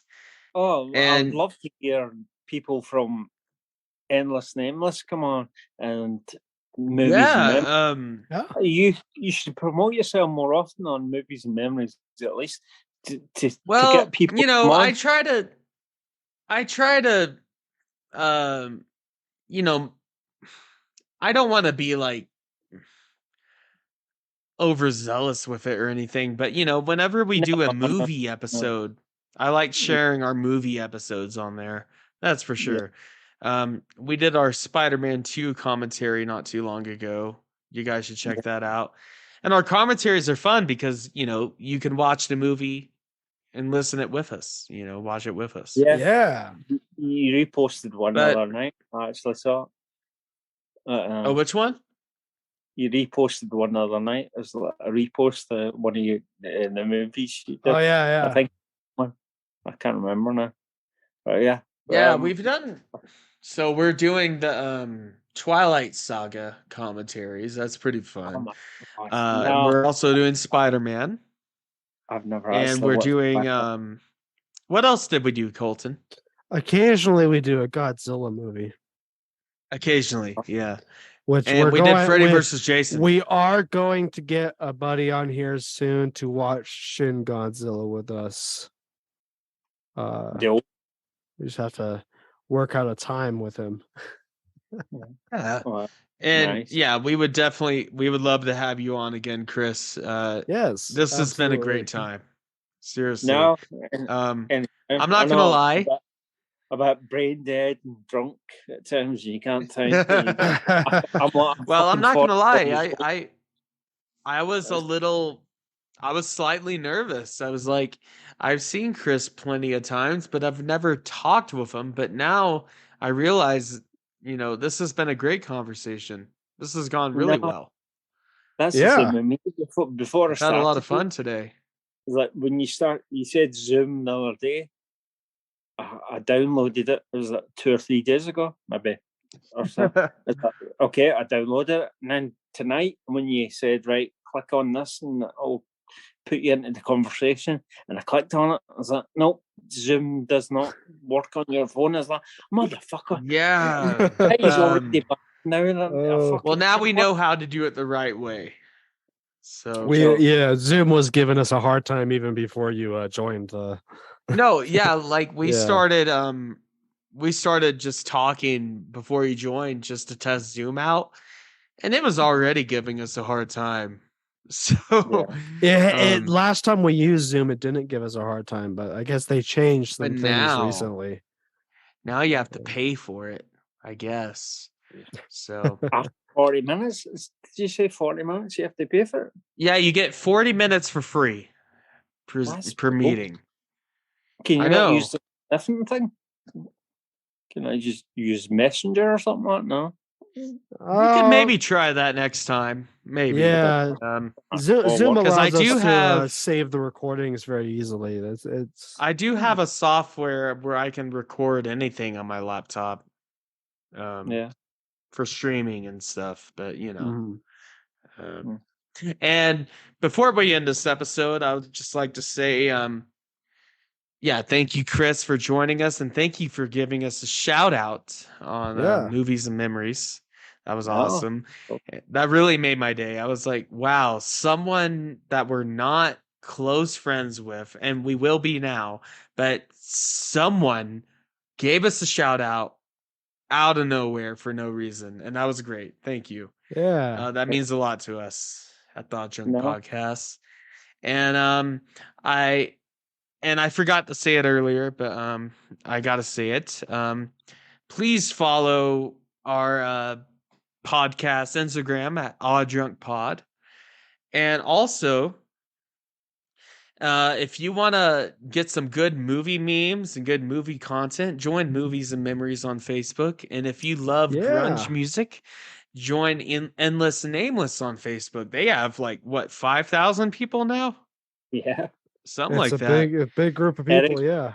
And then Movies and Memories is a much smaller group, but I really love it. It's about 500 members, but that's why I love it, because it's a smaller group where we know everybody. But yeah, I've had a great time with you, Chris, and I'm sure Colton has as well. Oh yeah, definitely. This has been a good time. Good way to spend a Monday. But it's been one of my favorite episodes in a long time. To be honest. You said, it's the same. I'm a bit anxious to come on and whatnot. It's my first podcast. I'm famous now. Yeah, I was anxious as well. I was like, oh my God, I get a little nervous sometimes, but as soon as you joined in, I was like, I will say, man, you didn't sound like it was your first podcast. It did not. This was a good one. He's hitting on me. It's a really good one. No, and it's just in common ground and just chatting about things. Yeah, I will say we are gonna post the clip of us taking the shot together on. Oh yeah, Endless Nameless and maybe Movies and Memories. You shot the gun. You went before me. But the second time, I guess. Yeah. But and also this episode comes out Friday this week. Yeah. So stay tuned. No worries. Yes. I'm not going to listen to it because I don't like to hear them on voice. So, Oh, we understand that. No, that's really funny you mentioned that, because at first I hated listening to myself, but when you make a podcast or anything like that, if you're making music, whatever, you have to listen to yourself. Yeah. And I realized, and after recording this podcast for over 2 years, I've realized that it's not as bad as you think. It's not. Yeah. It's not. No. You get used to it. Yeah. You think. But it's when you first start to talk to the camera, you feel self-conscious and whatnot, and you think, "Oh Jesus, who am I talking to here?" But as soon as you build up an audience, that I'm actually talking to someone now. So you're talking to somebody, and it's just like anything. The more you do it, the more you get used to it, the more you're comfortable you are with it. And right here, this episode today on this podcast, it's just like talking with friends. Yeah. Oh, and that's the best. The best podcasts always are just like that. Yes. Exactly. Yeah. And we would definitely love to have you on again, and anyone on Endless Nameless or Movies Memories, if they want to join us, that'd be great. Message us, say you want to be on the podcast, and if you're but they must remember about it. that that Chris is the first one to join us. Yes. So, and I must say, I forgot to mention this earlier, our first international guest. Yeah. From across the pond. Yeah, that's what I was thinking about the other day when I said, I only know that you've had your dad on, but have you had other people on before your dad? I can't remember. We have guests occasionally, but they're always occasionally local. Yeah. Like they live in the same town. Yeah, our friends, family, whatever. You're our first guest that not only was a fan of us, but international, and that's awesome. Yeah. Anyways, awesome. Well, yeah. We hope you have a great night, Chris. I hope you're not too drunk. No, I'm not drunk. I'm getting sober and I'm ready for bed and going to sleep. Good. Sounds like a good thing to me. Yeah, I'd like to go to bed now too. But next time, I hope you get someone on that shows the collection off, and you get that Patreon thing where you can use the video chat, not with me, other people, and you can get that Patreon to go and whatever. The way you're looking to move this podcast forward, but no, I love your podcast. Always have. As I said before, I don't always listen to every episode, but I do listen to quite a lot. But well, you know, faded away. As Aw Drunk Podcast, we tried to cover a lot of different topics, and I hope someone can find something they like on our podcast, because we try to do a lot of things here. Oh yeah. But you know, the main thing is if we have fun. We had a lot of fun today. Oh yeah, this is one of the more fun episodes in a while. Yeah, definitely. Thanks for joining us, Chris. Thanks for Chris. No worries. My pleasure. Oh, Christ. Let's do. I'm gonna do Jackson. One more. It doesn't have to cheers. It doesn't have to be a full. It doesn't have to be a full shot. It can be just a sip. Oh, I'm doing it, Colton. But let's do a cheers here to Chris. This is a Patreon moment. This is what people. Wait, do the Lighthouse one. Yeah, how come your video's gone? I need to look it up. Have you heard our Lighthouse episode, Chris? No, Lighthouse episode. Have you seen that movie, The Lighthouse? It's with Robert Pattinson and Willem Dafoe. Oh, that's amazing. Yeah. That movie's great. So I got it pulled up here. The toast from that Willem Dafoe does in that. So crazy. It's an awesome movie. Send it off, Colton. Should pale death with treble dread make the ocean's cave our bed. God who hears the sturge's roll, deign to save our suppliant soul. Wow. Cheers. Hi. Cheers. Nope. I don't know why I keep saying. Oh, Jesus Christ! Oh, that gin hits hard. Slange. Yeah. Oh my God. Well, anyways, that is the podcast. We will see you guys next week. Big thanks to Chris. We will definitely see him again on the show. Oh, absolutely. If I've recovered from heartburn. Jesus. I got some Tums here for me in case I need it. So. That was strong. Jesus. Yeah. All right, guys. Amazing to talk to you. I hope. Yeah, that was great. Had a lot of fun. All right. Look forward to the next one. Yes. All right. I can laugh at them. Yeah. You have a great night, Chris. They take shots as well. Oh yeah. All right. We'll definitely have them. Yes. I didn't even know I switched this thing off, but you switch it off. This is not a test. I repeat, this is not a test. The Aw Drunk Podcast recommends you follow their Instagram and join their Facebook group for more fun content. To visit all of our current streaming and social media platforms, visit the link tree in the description.